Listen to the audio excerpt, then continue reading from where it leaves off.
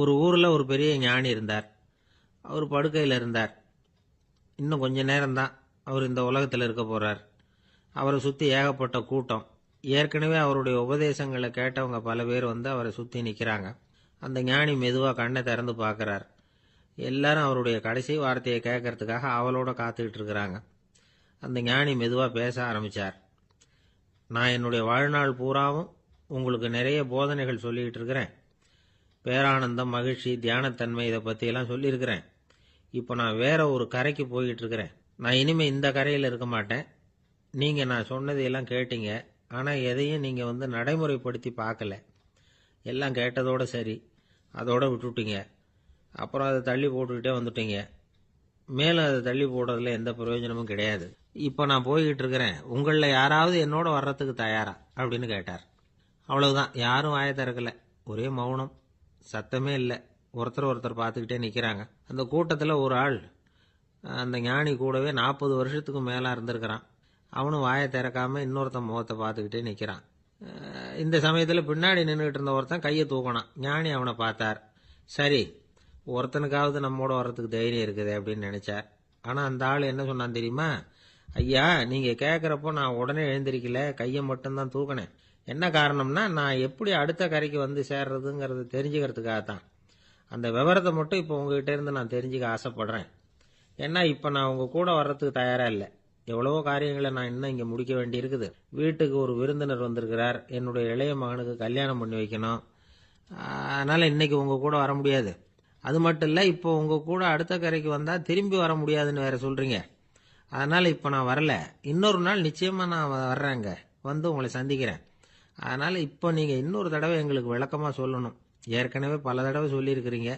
தயவு பண்ணி இப்போ ஒரு தடவை சொன்னீங்கன்னா சௌகரியமாக இருக்கும். அந்த அடுத்த கரையை அடையிறது எப்படி? இப்போ ஒரு தடவை அதை விளக்கமாக சொல்லிட்டீங்கன்னா நல்லா ஞாபகப்படுத்திக்குவேன். அது சரியான சமயம் வர்றப்போ இது எனக்கு உதவியாக இருக்கும் அப்படின்னு நானா. ஆனால் உண்மை என்ன தெரியுமா? அந்த சரியான சமயம் வரவே இல்லை அப்படிங்கிறது தான் உண்மை.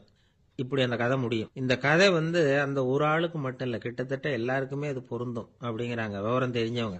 எல்லாருமே அந்த சரியான தருணத்துக்காகத்தான் காத்துக்கிட்டு இருக்கிறாங்களாம். அதுக்காக ஜோசியம் பார்க்குறாங்க, கைரேகை பார்க்குறாங்க. நாளைக்கு என்ன நடக்குங்கிற ஆவலில் எல்லாரும் காத்துக்கிட்டு இருக்கிறாங்க. ஆனால் அந்த ஒரு நாள் ஒருபோதும் வரப்போகிறதில்ல. நீங்கள் தள்ளி போடுறதுக்காக பல அர்த்தமில்லாத காரணங்களை தேடுறீங்க அப்படிங்கிறார் ஒரு ஞானி. காத்திருக்கிறதுலேயே நம்ம காலம் ஓடி போயிடுது. ஏன்னா இன்னைக்கு நாம் சிந்திக்கிறது நாளைக்கு நாம் சிந்திக்கிறது இல்லை. ஒவ்வொரு நாளும் ஒவ்வொரு மாதிரி போயிடுது. நாளைக்கு மறுநாளை பற்றியே சிந்திக்கிறோம். இப்படியே அது பாட்டுக்கு போயிடும். கரையை தொட்டு பார்க்கறது எப்போ? இதுதான் கேள்வி. நமக்கு வேண்டியப்பட்ட ஒருத்தர் ஒரு ரயில்வே பிளாட்ஃபாரத்தில் நின்றுட்டு இருக்கிறார். அங்கே இருக்கிறவங்க கிட்ட கேட்குறாராம், விசாரிக்கிறார். ஏங்க கிழக்க போகிற ரயில் போயிட்டுதுங்களான்னாராம். போயிட்டுதுன்னு இருக்கிறாங்க. கொஞ்ச நேரம் கழிச்சு, ஏங்க மேற்க போகிற ரயில் போயிட்டுதுங்களான்னு கேட்டிருக்காரு. போயிட்டுதுங்களான் இருக்காங்க. அப்புறம் கொஞ்ச நேரம் கழிச்சு மறுபடியும் ஏங்க 10:30 மணி வண்டி போயிட்டுதான்னு கேட்டிருக்காரு. தொடர்ந்து காலையிலேருந்து சாயந்தரம் வரைக்கும் இப்படி ஒரே இடத்துல நின்றுட்டு கேட்டுக்கிட்டே இருக்கிறார். இதை பார்த்துக்கிட்டு இருந்த ஒருத்தர் அவர்கிட்ட வந்து, ஏங்க நீங்கள் எங்கே போகணும் அப்படின்னு கேட்டாராம். இவர் மெதுவாக சொன்னாராம், இந்த ரயில்வே லைனை தாண்டி அந்த பக்கம் போகணும் அப்படின்னாராம். ஒரு அம்மா தெருவில் உட்காந்து என்னத்தையோ தேடிட்டு இருக்கிறாங்க. அந்த அம்மா ஒரு சூஃபி ஞானி. அவங்க பேர் என்னன்னா ரபியா அல் அடாவியா. அந்த அம்மாவுக்கு கண் கூட தெளிவாக தெரியாது. அந்த பக்கமாக வந்த சில பேர் இவங்களுக்கு உதவி செய்யறதுக்காக வந்தாங்க. என்ன தேடிட்டு இருக்கிறீங்க அப்படின்னு கேட்டாங்க.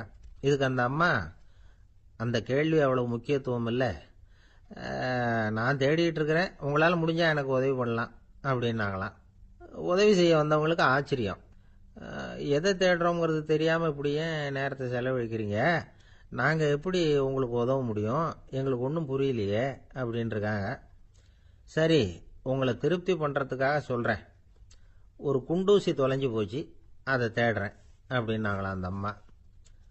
அதுக்கப்புறம் இவங்களும் சேர்ந்து தேட ஆரம்பிச்சிட்டாங்க. கொஞ்ச நேரம் ஆச்சு, ஒன்றும் கிடைக்கல. உதவி செய்ய வந்தவங்களும் அழுத்து போட்டாங்க. அப்புறம் கேட்டாங்க, பாருங்கம்மா, இது ரொம்பவும் பெரிய தெரு, அகலமான தெரு. அதனால் குறிப்பாக நீங்கள் எந்த இடத்துல அந்த குண்டூசியை தொலைச்சிங்க அதை சொல்ல முடியுமான்னாங்களாம். இதுக்கு அந்த அம்மா, நீங்கள் மறுபடியும் அர்த்தமில்லாத கேள்வியை கேட்குறீங்க, உங்கள் கேள்விக்கும் நான் தேடுறதுக்கும் என்ன சம்பந்தம்னாங்களாம். இதை கேட்டதும் அவங்க ஒரு மாதிரி ஆயிட்டாங்க. என்னம்மா நீங்கள் பைத்தியம் மாதிரி பேசுகிறீங்க அப்படின்னாங்களாம். சரி, உங்களை மறுபடியும் திருப்திப்படுத்துறதுக்காக சொல்கிறேன். அதை நான் எங்கள் வீட்டில் தொலைச்சுட்டேன் அப்படின்னாங்களாம். அப்புறம் எதுக்காக இங்கே தேடிட்டு இருக்கிறீங்க அப்படின்னு கேட்டிருக்காங்க.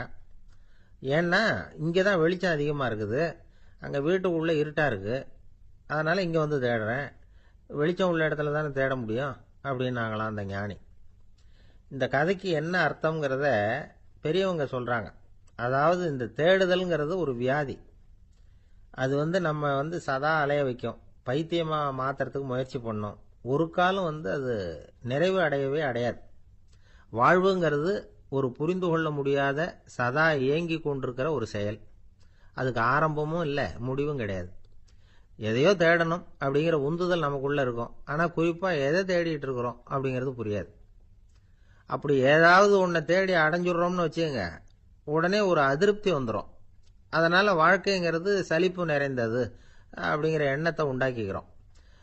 ஒன்று அடைஞ்சதுக்கு அப்புறம் இன்னொன்று தேட ஆரம்பிச்சிருவோம்.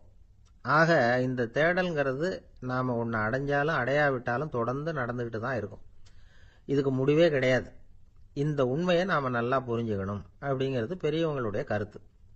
ஏழையும் தேடுறான், பணக்காரனும் தேடுறான், நோயாளியும் தேடுறான், நோய் இல்லாதவனும் தேடுறான், அதிகாரம் உள்ளவனும் தேடுறான், அதிகாரம் இல்லாதவனும் தேடுறான், முட்டாளும் தேடுறான், அறிவாளியும் தேடுறான். ஆனால் யாரும் இதை தான் தேடி சாதிக்க போகிறோம், இதுதான் முடிவு அப்படின்னு திட்டவட்டமாக சொன்னதில்லை. ஒன்று அடைஞ்சதும் இன்னொன்று தேட ஆரம்பிச்சிடுறாங்க, அவ்வளோதான். அதாவது உங்களின் தேடுபவர் உங்கள் உள்ளேதான் இருக்கிறார், அவரை தேடி கண்டுபிடியுங்கள். இதுதான் ஞானிகள் நமக்கு சொல்லுகிற ஒரு ஆலோசனை. நம்மால் ஒருத்தன் ஜெயிலில் இருந்தான். இன்னொரு கைதி அவனை பார்த்து கேட்டான், ஏன்பா உன்னை பார்க்கறதுக்கு வெளியிலேருந்து யாருமே இங்கே வர்றது இல்லையே, உனக்கு சொந்தக்காரங்களே கிடையாதா அப்படின்னு கேட்டானா. ஏன் இல்லை, எனக்கு சொந்தக்காரங்க நிறைய பேர் உண்டு, அவங்க என்னை பார்க்க வராததுக்கு காரணம் வேற அப்படின்ட்டுருக்கான் இவன். என்ன காரணம்னு கேட்டான் அவன். அதுக்கு இவன் சொன்னானா, அதுக்கு என்ன காரணம்னா அவங்க எல்லாரும் இங்கே உள்ளேயே இருக்கிறாங்க அப்படின்னா. ஆஃபீஸ் முடிஞ்சு வீட்டுக்கு போகிற சமயத்தில் ஒருத்தர் கடைக்கு போய் ஸ்வீட் வாங்கினார். சரி, வீட்டுக்கு பிள்ளைங்களுக்கு தான் வாங்கிட்டு போகிறார் அப்படின்னு மற்றவங்க நினச்சாங்க. அவர் அப்படி செய்யல. அந்த இடத்துலையே பொட்டலத்தை பிரித்தார். திருட மாதிரி அப்படியே சுற்றி ஒரு தரம் பார்த்துக்கிட்டார். யாரும் தெரிஞ்சவங்க இல்லைங்கிறத முடிவு பண்ணிவிட்டு அவசரமாக அதை அப்படியே போட்டு முழுகிவிட்டு கையை தொடச்சிக்கிட்டு நல்ல புள்ள மாதிரி நடந்து போக ஆரம்பிச்சிட்டார். அவர் யாருன்னா, அவரோட பிரச்சனை எல்லாருக்கும் தெரியாது, சில பேருக்கு தான் தெரியும். அதாவது அவர் உடம்புல சர்க்கரை இருக்குன்னு டாக்டர் சொல்லிவிட்டாராம். அதனால் வீட்டில் சர்க்கரையே இவர் கண்ணில் காட்டுறதில்ல. அதனால் இவர் யார் கண்ணிலையும் படாமல் இப்படிப்பட்ட வேலைகள்லாம் செய்கிறது வழக்கம். யாருக்கும் தெரியாமல் இப்படி ஸ்வீட்டை வாங்கி சாப்பிட்டுட்டு அவர் பாட்டுக்கு போயிடுறது. இப்படிப்பட்டவங்களுக்கெல்லாம் கொஞ்சம் ஆறுதலான தகவல் இன்னைக்கு. அது என்னென்னா, நாம் சாப்பிட்ற சர்க்கரைக்கும் நம்ம உடம்புல உள்ள சில கோளாறுகளுக்கும் அப்படி என்ன தான் சம்மந்தம் இருக்குது. இதை பற்றி சமீபத்தில் சில ஆராய்ச்சிகள்லாம் நடந்திருக்குது. ஏன்னா சர்க்கரைன்னாவே விஷம் மாதிரி அதை பார்க்குறவங்களும் சில பேர் உண்டு. சின்ன பிள்ளைங்களுக்கு வயத்தில் பூச்சி உண்டாகிறதுலேருந்து பெரியவங்களுக்கு நீரிழிவு வர்ற வரைக்கும் எல்லாத்துக்கும் சர்க்கரை தான் காரணம்னு சொல்லிகிட்டு இருக்கிறோம். ஆனால் அந்த அளவுக்கு பயப்பட வேண்டிய அவசியம் இல்லை அப்படின்னு சொல்கிறாங்க. சர்க்கரை வியாதி, இருதய நோய், பித்த நீர்ப்பை நோய், இதெல்லாம் சில நோய்கள்லாம் நாம் சாப்பிட்ற சர்க்கரைக்கும் தொடர்பு இருக்குன்னு நினைக்கிறோம். ஆனால் அப்படி சம்பந்தம் உண்டுங்கிறதுக்கு போதுமான அளவுக்கு ஆதாரம் இல்லை அப்படிங்கிறாங்க ஆராய்ச்சியாளர்கள். ஒரே ஒரு சம்பந்தம் தான் உறுதியாக இருக்குதான். அதுவும் இந்த பல் சிதைவு அப்படின்னு இருக்கு இல்லையா, அந்த சர்க்கரை சாப்பிட்றதுக்கும் இந்த பல் சிதைவுக்கும் சம்பந்தம் இருக்குது அப்படிங்கிறத மட்டும் உறுதியாக சொல்கிறாங்க. சர்க்கரைன்னா நாம் சாப்பிட்ற ஜீனி மட்டும் இல்லை, பழம், காய்கறி, பால், தேன், இப்படி எல்லாத்துலேயும் அது இருக்குது. கேரட்டு கொடுக்குற சத்தில் 88% சர்க்கரை, ஆப்பிள் கொடுக்குற சக்தியில் 95% சர்க்கரை. இது ஜீனி சர்க்கரை, இது ஆப்பிள் சர்க்கரை அப்படிங்கிற வித்தியாசம்லாம் உடம்புக்கு கிடையாது. ரெண்டுமே உடனடியாக சக்தி கொடுக்குது. ஒரு ஸ்பூன் சர்க்கரையில் 16 கலோரி தான் சத்து இருக்குது. அதிகமாக சர்க்கரை சாப்பிட்டா நீரிழிவு வந்துருங்கிறது தப்பான ஒரு அபிப்பிராயம். டயபெட்டிஸுங்கிறது ஒரு மெட்டபாலிக் டிசார்டர், அவ்வளவுதான். அதாவது நாம் சாப்பிட்ற சர்க்கரையை நம்ம உடம்பு திறமையாக உபயோகப்படுத்திக்க முடியல அப்படின்னு அர்த்தம். அதனால தான் அதிகமாக இனிப்பு வேணாம்னு சொல்கிறோம். ஏற்கனவே உடம்பால் முடியாத ஒன்றை மறுபடியும் அது தலையில் சுமத்தி அதிகமாக வேலை வாங்க வேணாமே அப்படிங்கிறதுக்காக தான். ஆகாரத்தில் அதிகமாக சர்க்கரை இருந்தால் அதனால் உடனே சர்க்கரை வியாதி வந்துடும்ங்கிறதுக்கு விஞ்ஞான ரீதியாக போதுமான ஆதாரம் இல்லை. அதனால் எப்போவாவது அதிகமாக ஸ்வீட்டு சாப்பிட்டுட்டா ஐயோ அதிகமாக சாப்பிட்டோமோ என்ன பண்ண போகுது தெரியலையே அப்படின்னு நினச்சி மனசை போட்டு குழப்பிக்க வேண்டியதில்லை. பொதுவாக எதுவுமே அதிகமாக வேண்டாம், எல்லாம் சீராக இருந்தால் போதும். நீரிழிவுங்கிறது புதுசாக வந்துட்ட ஒரு நோய் இல்லை, ரொம்ப காலமாகவே இருக்கிற ஒன்று தான். நம்ம முன்னோர்கள் இதை மதுமேகம் அப்படின்னு சொல்லுவாங்க. அதை கட்டுப்படுத்துறதுக்கு அவங்களே சில வழிமுறையை சொல்லி வச்சிருக்கிறாங்க. அது என்னென்னா வேற ஒன்றும் இல்லை, இந்த பாவக்காய், முள்ளங்கி, அருகம்புல், அவ்வளவுதான். வெள்ளை முள்ளங்கி இருக்குல்ல, அதை வாரத்துக்கு 3 நாள் சாப்பிட்டுக்கிட்டு வாங்க. நூலுக்கோல் ரொம்ப நல்லது. இல்லைன்னா முள்ளங்கி சாறு 1 ounce சாப்பிட்டுட்டு வரலாம். ரத்தத்தில் சேர்ற சர்க்கரை அளவு இதெல்லாம் கட்டுப்படுத்துது. சிறுநீரில் காணப்படுகிற சர்க்கரை அளவையும் சமநிலைப்படுத்துது. தினமும் ஆகாரத்தில் கோதுமை, கேழ்வரகு, வெந்தயம், கருவேப்பிலை, சோயாபீன்ஸ் எது கிடைக்குதோ சேர்த்துக்கலாம். இப்படிலாம் செஞ்சுக்கிட்டு வந்தால் அப்புறம் வீட்டுக்கு தெரியாமல் கடையில் போய் நின்றுக்கிட்டு ஸ்வீட் வாங்கி திருட்டுத்தனமாக சாப்பிட வேண்டிய அவசியமே உங்களுக்கு வராது. 2 ஆசாமிகள் கடற்கரையில் உட்காந்து சாவகாசமாக பேசிக்கிட்டு இருந்தாங்களாம். ஒருத்தர் சொன்னார், இன்னொருத்தருக்கு தெரியாமல் ஸ்வீட்டு சாப்பிட்றதே எப்பவும் இடைஞ்சல் தான் சார். நேற்றுக்கு பாருங்க, அப்படி தான் சாப்பிட்டுக்கிட்டு இருந்தேன், வீட்டுக்காரி கண்ணில் போட்டுவிட்டுது, அதுக்கப்புறம் ஒரே ரகலையாக போச்சு அப்படின்னாராம். எனக்கு கூட அப்படி தான் சார் ஆயிட்டுது, ஒரே ரகலை அப்படின்னாராம் இன்னொருத்தர். நீங்கள் சாப்பிட்டதும் உங்கள் வீட்டுக்காரங்க கண்ணில் போட்டுவிட்டுதா சார் அப்படின்னு கேட்டிருக்காரு இவர். அதுக்கு அவர் சொன்னாராம், அப்படி இல்லை சார், கடைக்காரர் கண்ணில் போட்டுவிட்டுதோ, நான் அவருக்கு தெரியாமல் அந்த ஸ்வீட்டை அவர் கடையிலேருந்து எடுத்திருந்தேன் அப்படின்னு விளக்கம் கொடுத்தாராம் இந்த ஆள். ஒருத்தர் முகத்தை தொங்க போட்டுக்கிட்டு ஒரு மாதிரியாக வந்தார். என்ன விஷயம்னு விசாரித்தேன். என்னுடைய நண்பன் ஒருத்தங்கிட்ட கருத்து வேறுபாடு, இனிமேல் நமக்குள்ளே எந்த சம்மந்தமும் வேணாம்னு நட்பை முறிச்சிட்டு வந்துட்டேன்னா. நண்பர்கள்னு இருந்தால் கருத்து வேறுபாடு வரத்தான் செய்யும்னு. கருத்து வேறுபாடு வராமல் இருக்கிறதுக்கு ஏதாவது வழி உண்டா அப்படின்னு கேட்டாங்க. அதை பற்றி நிபுணர்கள் சில யோசனைகளை சொல்லியிருக்கிறாங்கன்னு. முதல் விஷயம் என்னென்னா, உங்கள் நண்பனுக்கு ஒரு செய்தி சொல்லணும்னா அதை நீங்களே நேரடியாக சொல்லுங்க, அல்லது உங்கள் கைப்பட கடிதம் எழுதுங்க. அதாவது நேரடி தொடர்பு முக்கியம். அதை விட்டுட்டு இன்னொருத்தர் மூலமாக நண்பர்களுக்கு செய்தி அனுப்புனா நீங்கள் சொல்கிற செய்தி அப்படியே போய் சேராது, அது சேதமாயிடும். கூட்டி குறைச்சி சொல்லிவிடுவாங்க, அது குழப்பத்தில் கொண்டாந்து விட்டுரும். இது ஒரு யோசனை. 2வது யோசனை என்னன்னா, நீங்கள் ஒரு நல்ல காரியத்தை செய்யும் பொழுது உங்கள் நண்பரையும் சேர்த்துக்குங்க, அவருக்கும் அதில் ஒரு ஈடுபாட்டை உருவாக்குங்க.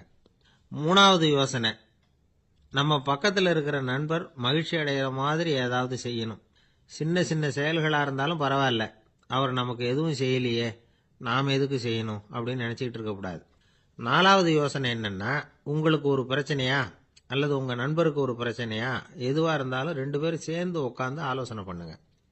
நம்ம யோசனையும் கேட்கப்படுதே அப்படிங்கிற நினைப்பே அவருக்கு ஒரு மன நிறைவை உண்டாக்குமா. 5வது யோசனை, உங்கள் நண்பர் ஏதோ ஒரு காரியத்தை செய்கிறார், நீங்கள் உடனே அவசரப்பட்டு நீ செய்கிறது தப்புன்னு தீர்ப்பு சொல்லக்கூடாது.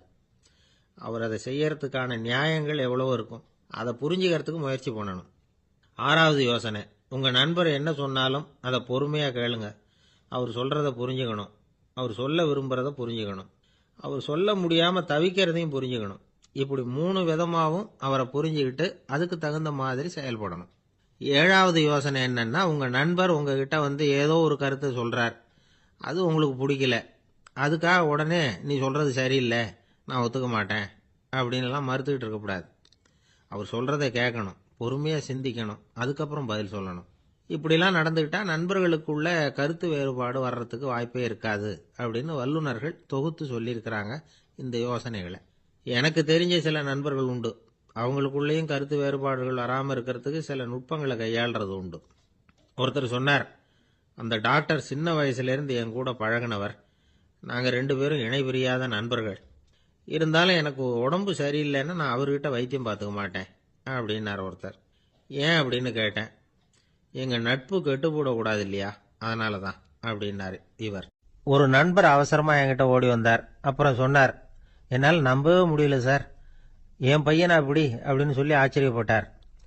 உங்கள் பையன் அப்படி என்னதான் செஞ்சுட்டான் அப்படின்னு கேட்டேன். என்னால் முடியாத ஒரு காரியத்தை அவன் செஞ்சுட்டான் சார் அப்படின்னார். அது என்னன்னு தான் சொல்லுங்களேன். என்ன, 5வது வகுப்பில் அவன் ஒரே தடவையில் தேறிட்டான் சார், அதாவது ஒரே அட்டம்ப்டில் பாஸ் ஆகிருக்கான் அப்படின்னார் மூச்சு வாங்க. கஷ்டப்பட்டு பரீட்சை எழுதுனது அவன், இவருக்கு ஏன் மூச்சு வாங்குது? நம்மால் செய்ய முடியாத ஒரு காரியத்தை இன்னொருத்தர் செய்யும் பொழுது அது நமக்கு ஆச்சரியமாக இருக்குது. சர்க்கஸ் பார்க்குறோம், ஒருத்தர் அந்த இடத்துல தொங்குறார், அது நமக்கு ஆச்சரியம். ஏன்னா அது நம்மால முடியாத காரியம். நம்மால முடியாத ஒன்றை அடுத்தவர் எளிதாக செய்யும் பொழுது நாம் மருள்வது இயற்கை. இதை தான் தொல்காப்பியம் மருட்கை அப்படின்னு சொல்லுது. இந்த வியப்பு இருக்குதே, இது 4 வகையில் ஏற்படுறதாக தொல்காப்பியம் சொல்லுது. அது என்ன 4 வகை? முதல் வகை எப்படின்னா, புதுமையான அரிய செயல்களை செய்யறது. 2வது வகை என்னன்னா, பெரும் செயல்களை செய்யறது. 3வது வகை என்னன்னா, மிக நுட்பமான செயல்களை செய்யறது. 4வது வகை என்னன்னா, ஆக்கம் தரும் செயல்களை செய்யறது. புதுமை, பெருமை, சிறுமை, ஆக்கமோடு மதினம் சாலா மருட்கை 4 அப்படிங்கிறது தொல்காப்பியம். இன்னைக்கு விஞ்ஞானம் புதுசு புதுசா எதையோ கண்டுபிடிக்குது. ஆரம்பத்தில் அது ஆச்சரியமா இருக்கு, அப்புறம் அது நமக்கு பழகி போடுது. வானொலி பெட்டி புதுசா வந்தப்போ ஒரு பெட்டி பேசுதுங்கிறது எவ்வளவு பெரிய ஆச்சரியம். இப்ப யாரும் அதை ஆச்சரியமா பார்க்கறது இல்ல. மதினம் சாலா மருட்கை அப்படின்னு ஒரு சொற்றொடர் வருது பாருங்க, அதுல கருத்தாழம் உண்டு. எதை பற்றியும் போதுமான அளவு புரிந்து கொள்ளாத போது ஒருத்தர் ஆச்சரியப்படுறார். புரிந்து கொண்ட பிறகு ஆச்சரியம் மறைஞ்சு போடுது. மிக நுட்பமான செயல்களும் நம்ம ஆச்சரியப்பட வைக்கும்.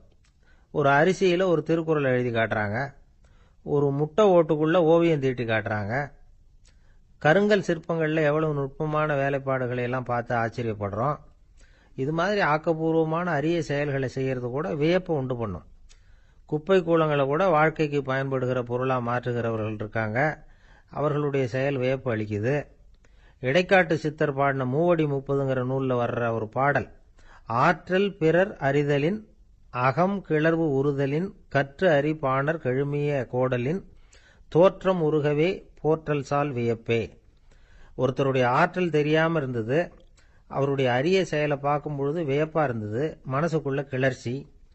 பாவலர்கள் இவர்களுடைய புகழை பாடி மற்றவர்களும் தெரிந்து கொள்ளுமாறு செய்கிறார்கள். அப்படிங்கறதுதான் ஒரு யதார்த்தமான உண்மை. ஆக எல்லா வகையிலும் மக்கள் தங்களுடைய வாழ்க்கையில முன்னேறுவதற்கான வழிகாட்டுகிற ஒரு மெய்ப்பாடு தான் வியப்புங்கிறது. இந்த காலத்துல நம்ம எப்படியெல்லாம் ஆச்சரியப்பட வைக்கிறாங்க. ஒரு ஆளை பிடிச்சி ஜெயிலில் கொண்டு வந்தாங்க. ஜெயில் அதிகாரி அவனை ரொம்ப ஆச்சரியமா பார்த்தாராம். இவன் கேட்டான், ஏன் சார் அப்படி பாக்குறீங்க, நான் இப்ப இங்க வர்றது உங்களுக்கு ஆச்சரியமா இருக்குதா அப்படின்னு கேட்டிருக்கான். இதுக்கு ஜெயில் அதிகாரி சொல்லியிருக்கார், நீ இப்போ இங்க வந்ததுல எனக்கு ஒன்றும் ஆச்சரியம் இல்லப்பா, ஏற்கனவே நீ இங்க இருந்து விடுதலையாகி போய் 6 மாசம் ஆச்சு, இவ்வளவு லேட்டா வர்றியே அதுதான் எனக்கு ஆச்சரியமா இருக்கு அப்படின்னாராம். ஒரு நண்பர், அவர்கிட்ட பேசிக்கிட்டு இருந்தேன். மனித உறவுகள் பத்தி அவர் சொல்லிட்டு இருந்தார். அமெரிக்காவில் தந்தை மகன் உறவு எப்படி இருக்கு அப்படிங்கறத விளக்கறதுக்கு அவர் ஒரு கதையை சொன்னார். ஒரு அப்பா பகல் பூராவும் அலுவலகத்தில் வேலை, ஓடி ஆடி உழைச்சிக்கிட்டு களைச்சி போய் ராத்திரி 10 மணிக்கு மேல வீடு திரும்பினான். வீட்டு வாசல்ல அவரோட மகன் காத்துக்கிட்டு இருக்கிறான், இன்னமும் தூங்கல. அப்பாவை வாசல்லையே தடுத்து நிறுத்தி, அப்பா உனக்கு சம்பளம் எவ்வளவு அப்படின்னு கேட்கறான். ஏற்கனவே ஆபீஸ் பிரச்சனைகளால அலுத்து போய் திரும்புற அப்பாவுக்கு கோவம் வந்துடுது. என்னடா இப்படிலாம் கேளுன்னு உங்க அம்மா உனக்கு சொல்லி கொடுத்தாளா அப்படின்னு சொல்லிட்டு உள்ள போய் சட்டையை கட்டி மாட்டிவிட்டு குளிச்சுவிட்டு மறுபடியும் வெளியில உடைய மாத்துகிற சமயம், அப்போ மறுபடியும் மகன் உள்ள நிக்கிறான் அவர் முன்னாடியே. அப்பா உனக்கு எவ்வளவு சம்பளங்கிறான் மறுபடியும். அப்பாவுக்கு எரிச்சல் அதிகமாயிட்டுது. மணிக்கு $20 போதுமா அப்படின்னார். அப்படின்னா எனக்கு ஒரு $10 தர முடியுமான்னா மகன். இதுக்கு தான் என் சம்பளம் எவ்வளவுன்னு கேட்டியா, 2ஆம் வகுப்பு படிக்கிற உனக்கு எதுக்குடா $10 அப்படின்னு கத்திவிட்டு தொலைக்காட்சி பெட்டியின் முன்னாடி போய் உட்காந்துக்கிட்டு ஏதோ நிகழ்ச்சியை பார்க்க ஆரம்பிச்சுட்டார். கொஞ்ச நேரம் கழிச்சு மறுபடியும் மகன் நிக்கிறான். அப்பா ப்ளீஸ் எனக்கு ஒரு $10 கொடுக்க முடியுமா? மகனுடைய கண்களில் கண்ணீர். என்னடா அவன் கண்ணீரை காட்டி காரியம் சாதிக்கலாம்னு பாக்குறியா, ஒரு காசு கூட கொடுக்க மாட்டான் போ அப்படின்னு விரட்டி விட்டான். மகன் கண்ணீரை தொடச்சிக்கிட்டே கண்ணை தொடச்சிக்கிட்டு பேசாம போய் படுத்துக்கிட்டானா. கொஞ்ச நேரம் ஆச்சு. அப்பாவோட கோபம் கொஞ்சம் கொஞ்சமா குறைஞ்சிது. பிள்ளைகிட்ட கோபமா கத்துனது தப்புதாங்கிறது புரிஞ்சுது அவனுக்கு. எழுந்திரிச்சு போனான், படுக்கை இறக்கி போனான். மகனை பார்த்தான். அவன் தலையணையை கட்டி பிடிச்சிக்கிட்டு அழுதுகிட்டு இருக்கிறான். அவனை மெல்ல நெருங்கி அவங்ககிட்ட எதமா பேசுறதுக்கு ஆரம்பிச்சானான். எதுக்குடா உனக்கு $10 பள்ளிக்கூடத்தில் கேட்டாங்களா அப்படின்னு கேட்டானா. மகன் சொல்லியிருக்கான், இல்லை டாடி, உனக்கு 1 மணி நேரம் சம்பளம் $20ன்னு சொன்னேன். நீ ஏற்கனவே எனக்கு கொடுத்த பாக்கெட் மணி $10 என்கிட்ட இருக்கு. இப்போ நீ இன்னொரு $10 கொடுத்தீங்கன்னா அதையும் சேர்த்து $20 ஆயிடும். அந்த $20 நான் உனக்கு கொடுத்துருவேன். அப்படி கொடுத்தா நீ என் கூட 1 மணி நேரம் செலவழிப்ப இல்லையா, அதுக்காக தான் $10 கேட்டேன் அப்படின்னு சொன்னானான். அந்த அப்பா கண்ணு கலங்கி போச்சான். ஆதரவோட தன்னுடைய மகனை கட்டி பிடிச்சி அழ ஆரம்பிச்சுட்டாராம். இதுதான் நண்பர் சொன்ன கதை. அமெரிக்கா மட்டும் இல்லை, உலகம் பூராவும் இன்னைக்கு மனித உறவுகள் இப்படி தான் மாறிட்டு இருக்கு. பெரியவர்கள் அறிவுரை என்ன தெரியுமா? உங்கள் குழந்தைகளிடமிருந்து குழந்தை பருவத்தை பிரித்து விடாதீர்கள் அப்படிங்கிறது தான். அதாவது இன்றைய குழந்தைகள் தங்கள் பிருந்தாவனத்தை இழந்து விடுகிறார்கள் அப்படிங்கிறது அவங்களுடைய கருத்து. இந்த நிலைக்கு நாம் காரணமாக இருந்துடக்கூடாது. குழந்தைகளோட விளையாடுவோம், குடும்பத்தோடு உறவாடுவோம் அப்படிங்கிறது தான் நம்முடைய நோக்கமாக இருக்கணும். இன்றைய உறவு முறைக்கு இன்னொரு உதாரணம் சொல்லுவாங்க. ஒருத்தர் வந்தாராம், அவர் பக்கத்தில் ஒரு சின்ன பையன். நாம் அவரை விசாரிக்கிறோம், யார் இந்த பையன் அப்படின்னா அவர் சொல்கிறார், இவன் எனக்கு தூரத்து உறவு அப்படின்னாராம். இந்த தூரத்து உறவுன்னா எப்படின்னு இருக்கான். இதுக்கு அவன் சொல்லியிருக்கிறான், இவன் எங்கள் அப்பாவுக்கு 8வது புள்ள அப்படின்னானான். ஒருத்தன் எப்படி நடந்துக்கிறாங்கிறத வச்சு தான் அந்த ஆள் எப்படிங்கிறத நாம் முடிவு பண்ணுறோம். ஆளுமைன்னு சொல்கிறோம்ல, அதுக்கு சூழ்நிலைகளை ஆளுகின்ற தன்மை அப்படின்னு விளக்கம் கொடுக்கிறார் ஒரு உளவியல் நிபுணர். சரி, ஒரு மனிதனுடைய ஆளுமையை உருவாக்குகிற விஷயங்கள் என்னென்ன? பிறப்பு, வளர்க்கப்பட்ட விதம், படிப்பு, நண்பர்கள், சமுதாயம், இப்படி நிறைய உண்டு. ஆளுமையின் அடிப்படையில் சில மனநோய்கள் உண்டாகுது. அதெல்லாம் என்னென்னங்கிறத தெரிஞ்சு வச்சுக்கிட்டோம்னா நம்ம கூட இருக்கிறவங்களை அடையாளம் கண்டுபிடிக்கிறதுக்கு அது ரொம்ப உபயோகமாக இருக்கும். ஃப்ரெனாய்டு ஆளுமை அப்படின்னு ஒன்று. இந்த கோளாறு உள்ளவங்க எப்படி இருப்பாங்க தெரியுமா? அதிக உணர்ச்சி, சந்தேகம், பொறாமை இதெல்லாம் அதிகமாக இருக்கும். வளைஞ்சு கொடுக்க மாட்டாங்க. அடுத்தவங்களோட இணக்கமான உறவு இருக்காது. அவங்க செய்கிற தப்புக்கெல்லாம் அடுத்தவங்களை குறை சொல்லிட்டு இருப்பாங்க. இது ஒரு ரகம். அடுத்தது ஸ்கிசாய்டு ஆளுமை அப்படின்னு சொல்கிறாங்க. இந்த கோளாறு உள்ளவங்க அடுத்தவங்களோட பழக கூச்சப்படுவாங்க.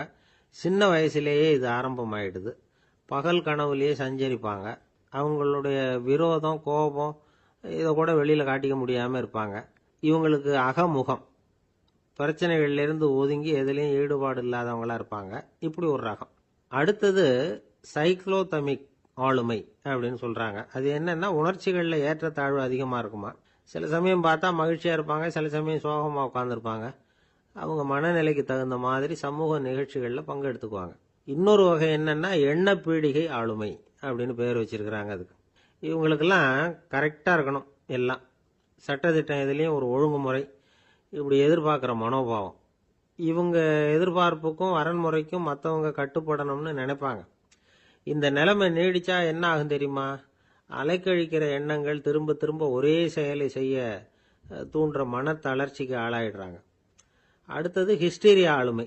சின்ன விஷயத்தையெல்லாம் பெருசுபடுத்தி நாடகமாக்குற நடிகர்கள் இவங்க. உணர்ச்சி அதிகம் உள்ளவங்க.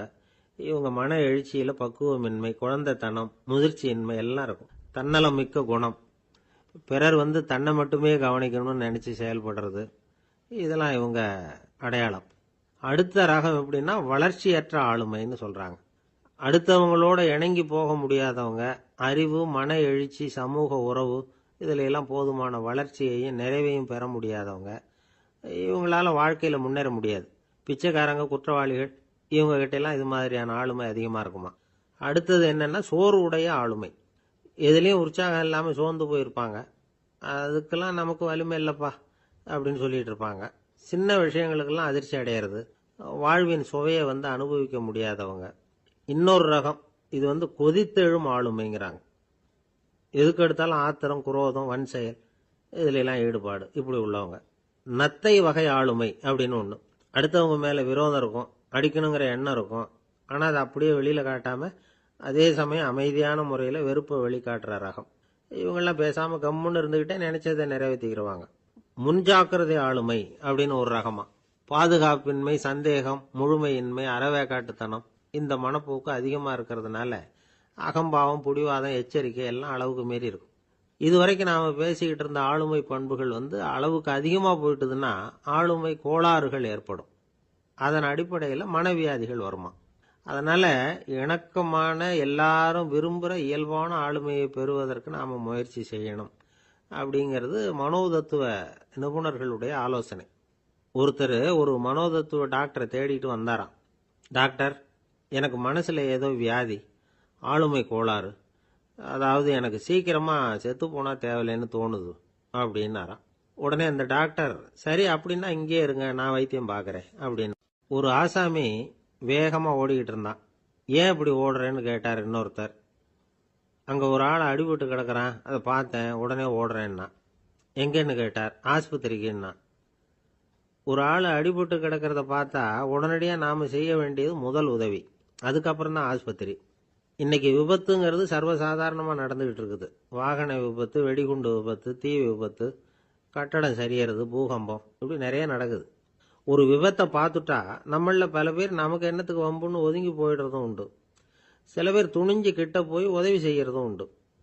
அப்படி உதவி செய்ய நினைக்கிறவங்களுக்கு உபயோகப்படுற தகவல் இது. விபத்துல காயமடைஞ்சவங்களை 3 பிரிவா பிரிக்கலாமா.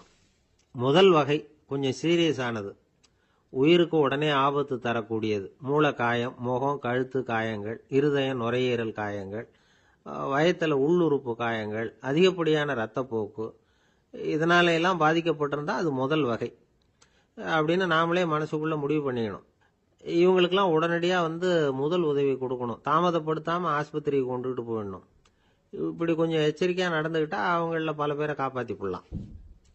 2வது வகை எப்படின்னா, முதல் உதவி விரைவா கிடைச்சா உயிர் பிழைக்கக்கூடிய மார்பு காயங்கள், கைகால் எலும்பு முறிவு, இடுப்பு முதுகெலும்பு காயம், சீரான இரத்த சேதம், இப்படிப்பட்டவங்களை 2வது வகையா பிரிக்கணும். ஆபத்து இல்லாத சிராய்ப்புகள், சிறு காயங்கள், இரத்த உறைவுகள், இதனால பாதிக்கப்படுறவங்க 3வது வகை. ஒருத்தர் தலையில அடிபட்டு நினைவு இழந்துட்டாருன்னு வச்சுங்க, அவருக்கு வாந்தி வர்றதுனால புறையேறி மூச்சு அடைப்பு உண்டாகும். இப்படி ஆகாம இருக்கிறதுக்காக தலையை ஒரு பக்கமா சாய்ச்சி வைக்கலாம். நாடி துடிப்பையும் இதய துடிப்பையும் தொட்டு பார்க்கணும். அது குறைஞ்சிருந்தாலும் சரி, நின்று இருந்தாலும் சரி, அவர் மார்பை நிமிஷத்துக்கு 80 தடவை உள்ளங்கையால அழுத்தி இதய துடிப்பை மீட்கிறதுக்கு உதவி பண்ணணும். கழுத்துல காயம்பட்டாலும் ஆபத்து அதிகம். கழுத்துக்கு அடியில ஒரு துண்டை மடிச்சு வைக்கலாம். 2 பக்கமும் சின்ன தலையணை அல்லது துணி மடிப்புகளை வச்சு கழுத்தை அதிகமா அசையாம பார்த்துக்கலாம். முதுகெலும்பு முறிஞ்சிருக்குமோ அப்படிங்கிற சந்தேகம் இருந்ததுன்னா அவரை அதிகமா அசைய விடக்கூடாது. அதிகமா அசைஞ்சா தண்டு இடத்துல பாதிப்பு ஏற்பட்டு கை கால் விளங்காம போயிடும். அவரை ஒரு கனமான போர்வை இல்லைன்னா பாயில படுக்க வச்சு 4 பேர் மெதுவா தூக்கி மருத்துவ உதவிக்கு அனுப்பி வைக்கலாம். கையெலும்பு முறிஞ்சிருந்தா முறிஞ்ச பாகத்தை உடம்போட சேர்த்து அசையாம கட்டி போடலாம். கால் எலும்பு முறிஞ்சிருந்தா மற்ற காலோட சேர்த்து கட்டி போடலாம். முறிஞ்ச பாகம் தொங்காம பார்த்துக்கணும், அப்பதான் வீக்கம் உண்டாகாம இருக்கும். வெட்டு காயம், குண்டடிப்பட்ட காயம், இதுல எல்லாம் ரத்தப்போக்கு அதிகமா இருக்கும். ரத்தம் வெளியேற வெளியேற ஆபத்து அதிகம். சுத்தமான துணியை பல மடிப்புகளை மடிச்சு காயத்தின் மேல வச்சு அழுத்தமா ஒரு 10 நிமிஷம் பிடிச்சிக்கணும். ரத்தம் நின்ன உடனே காயத்துக்கு கட்டு போடலாம். சில சமயம் காயம்பட்ட பாகத்தை உயரமா தூக்கி பிடிச்சிக்கிட்டாதான் ரத்த கசிவு நிற்கும். இந்த விவரங்களை எல்லாம் கொஞ்சம் மனசுல வாங்கி வச்சுக்கிட்டோம்னா சமயத்துல உதவும். ஏன்னா இந்த காலத்துல விபத்து எந்த ரூபத்துல எப்போ வரும்னு யூகிக்கவே முடியல. நண்பர் ஒருத்தர் சொன்னார், நேத்திக்கு பாருங்க சார், என் கண்ணு முன்னாடியே ஒரு சின்ன விபத்து நடந்ததுன்னார். என்னன்னு விசாரிச்சோம். ஒரு பஸ்ஸில் வந்துகிட்டு இருந்தேன். அந்த பஸ்ஸில் பின்பக்கம் படி ஓரமா நின்றுகிட்டு இருந்த ஒருத்தர் ரோட்ல விழுந்துட்டார். டிரைவர் அதை கவனிக்கல, நிறுத்தாம அவர் பாட்டுக்கு போறாருன்னார். கண்டக்டர் உடனே விசில் கொடுத்து பஸ்ஸை நிறுத்த வேண்டியது தானே அப்படின்னோம். அதுதான் சார் முடியாம போச்சுன்னார் அவர். ஏன்னு கேட்டாங்க. தவறி கீழே விழுந்ததே அந்த கண்டக்டர் தான் சார் அப்படிங்கிறார். ஒரு சீன தேசத்து அரசர் இருந்தார். அவருக்கு வயசாயிட்டுது.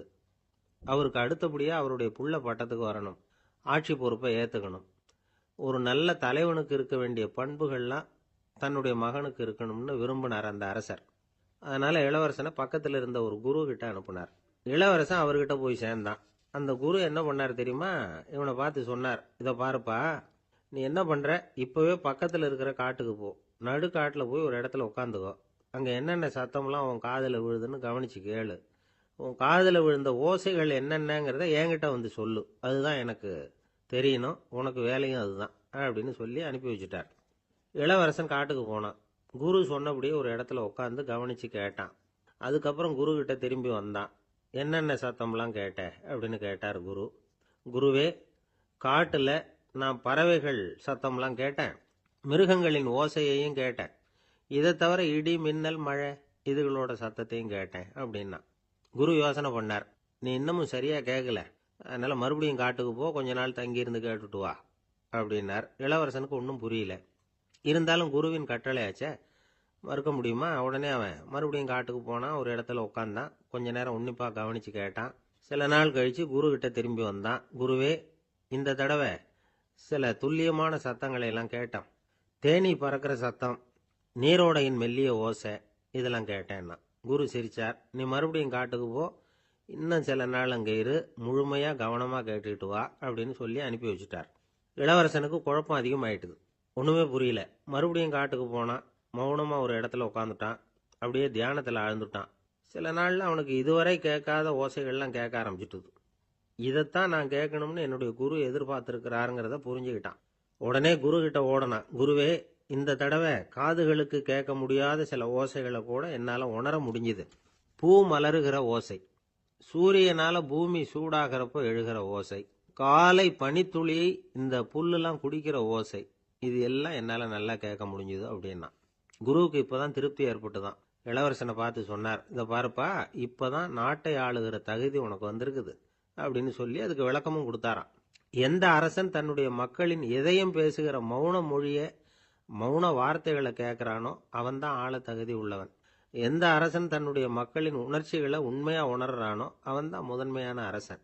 போலி வார்த்தைகளை மட்டும் கேட்டுட்டு பல மௌன ராகங்களை காதுல வாங்கிக்காதவன் அரசனே இல்லை.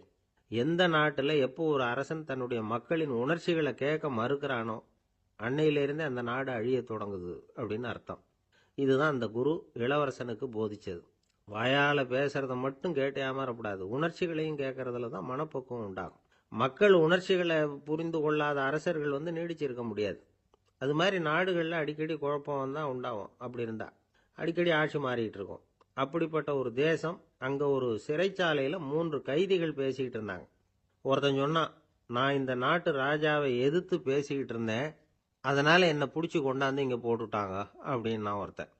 இன்னொருத்தன் சொன்னான், நான் இந்த நாட்டு ராஜாவை ஆதரிச்சு பேசிக்கிட்டு இருந்தேன், அதனால என்னை பிடிச்சி கொண்டாந்து இங்க தள்ளிவிட்டாங்க அப்படின்னா. அது சரி, நீ என்ன தப்பு பண்ண அப்படின்னு சொல்லி 3வது ஆளை பார்த்து இவங்க கேட்டாங்க. அதுக்கு அந்த ஆளு சொல்றான், நான் தான் இந்த நாட்டு ராஜா அப்படின்னா. இந்த காலத்து புள்ள ஒருத்தன் தன்னோட அப்பாவை பார்த்து சொன்னான், அப்பா, நான் உனக்கு உதவி செய்யலாம்னு நினைக்கிறேன், என்ன உதவி செய்யணும்னு சொல்லு அப்படின்னா. நீ சும்மா இருந்தா அதுவே எனக்கு செய்யற பெரிய உதவிடா அப்படின்னார் அப்பா. சும்மா இருக்கிறதும் ஒரு உதவி தான், அது மாதிரி மௌனமும் ஒரு சமூக சேவை தான் அப்படிங்கிறார் காஞ்சி பெரியவர். நமக்கு 5 புலன்கள் இருக்கு, மெய், வாய், கண், மூக்கு, செவி. இந்த 5லேயும் அதிகப்படியான வேலை எதுக்குன்னு நினைக்கிறீங்க? வாய்க்கு தான். ஏன்னா அதுக்கு 2 வேலை. இப்போ கண்ணுக்கு பார்க்கறது மட்டும்தான் வேலை, காதுக்கு கேட்கறது மட்டும்தான் வேலை, மூக்குக்கு வாசனை அறியறது தான் வேலை, உடம்புக்கு உணர்றது மட்டும்தான் வேலை. ஆனால் வாய் அப்படி இல்லை, அதுக்கு 2 வேலை. சாப்பிட்றதும் அதுதான், பேசுறதும் அதுதான். அதாவது வாய் ஒன்று தான் கர்மேந்திரியமாகவும் இருக்குது, ஞானேந்திரியமாகவும் இருக்குது அப்படின்னு சொல்லுவாங்க. சாப்பாட்டில் உட்காந்தா எந்தெந்த ஆகாரம் என்னென்ன ருசின்னு அறிவிக்கிற வேலையும் செய்யுது. சபையில் உட்காந்தா பாடுறது, பேசுறது, சிரிக்கிறது, இது மாதிரியான வேலையும் செய்யுது. இன்னொரு வித்தியாசம், கண்ணு, காது, மூக்கெல்லாம் ஸ்ட்ரெயின் பண்ணிக்கிட்டு வேலை செய்கிறதில்ல. ஒரு ரோஜா பூ பார்த்தா உடனே மூக்கு அப்படியும் இப்படியும் அசைய ஆரம்பிக்கிறது இல்லை. ஒரு சங்கீதத்தை கேட்ட உடனே காது ஆட ஆரம்பிக்காது. ஆனால் வாய் அப்படி இல்லை, அது பேசினாலும் சரி சாப்பிட்டாலும் சரி அசைஞ்சு தான் ஆகணும். ஆக மற்றதை விட வாய்க்கு வேலை ஜாஸ்தின்னு தெரியுது. சாப்பிட்றது, பேசுறது அப்படின்னு 2 காரியம் அதுக்கு. இப்படி 2 காரியம் இருக்கிறதுனால அது 2ஐயும் பாதியாக குறைச்சிக்கணுங்கிறது கடவுள் அபிப்பிராயமாக இருக்கணும் அப்படிங்கிறார் காஞ்சி பெரியவர். ஆனால் இப்போ நாம் அப்படியா நடந்துக்கிறோம்? அதுக்கு நேர்மாறாக நடந்துக்கிறோம். நாம் சாப்பிட்றதும் அதிகம், பேசுகிறதும் அதிகம், 2 வேலையையும் தேவைக்கு அதிகமாகவே செய்கிறோம். வாய் தான் ரொம்ப ஓவர் ஒர்க்குடு. அதுக்கு ஓய்வு கொடுத்தா உடம்பும் நல்லாயிருக்கும், உலகமும் நல்லாயிருக்கும். மௌன விரதம் இருக்கிறதெல்லாம் எதுக்காக நினைக்கிறீங்க? இதுக்காக தான்.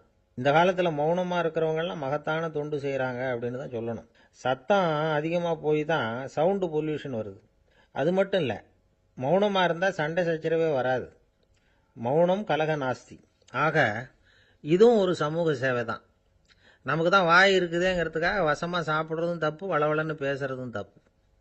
ஒரு கருத்தை சொல்றதுக்கு ஒரே ஒரு சொல்லு போதும் அப்படின்னு இருக்கும்பொழுது 2 சொற்களை செலவு பண்ணாதே.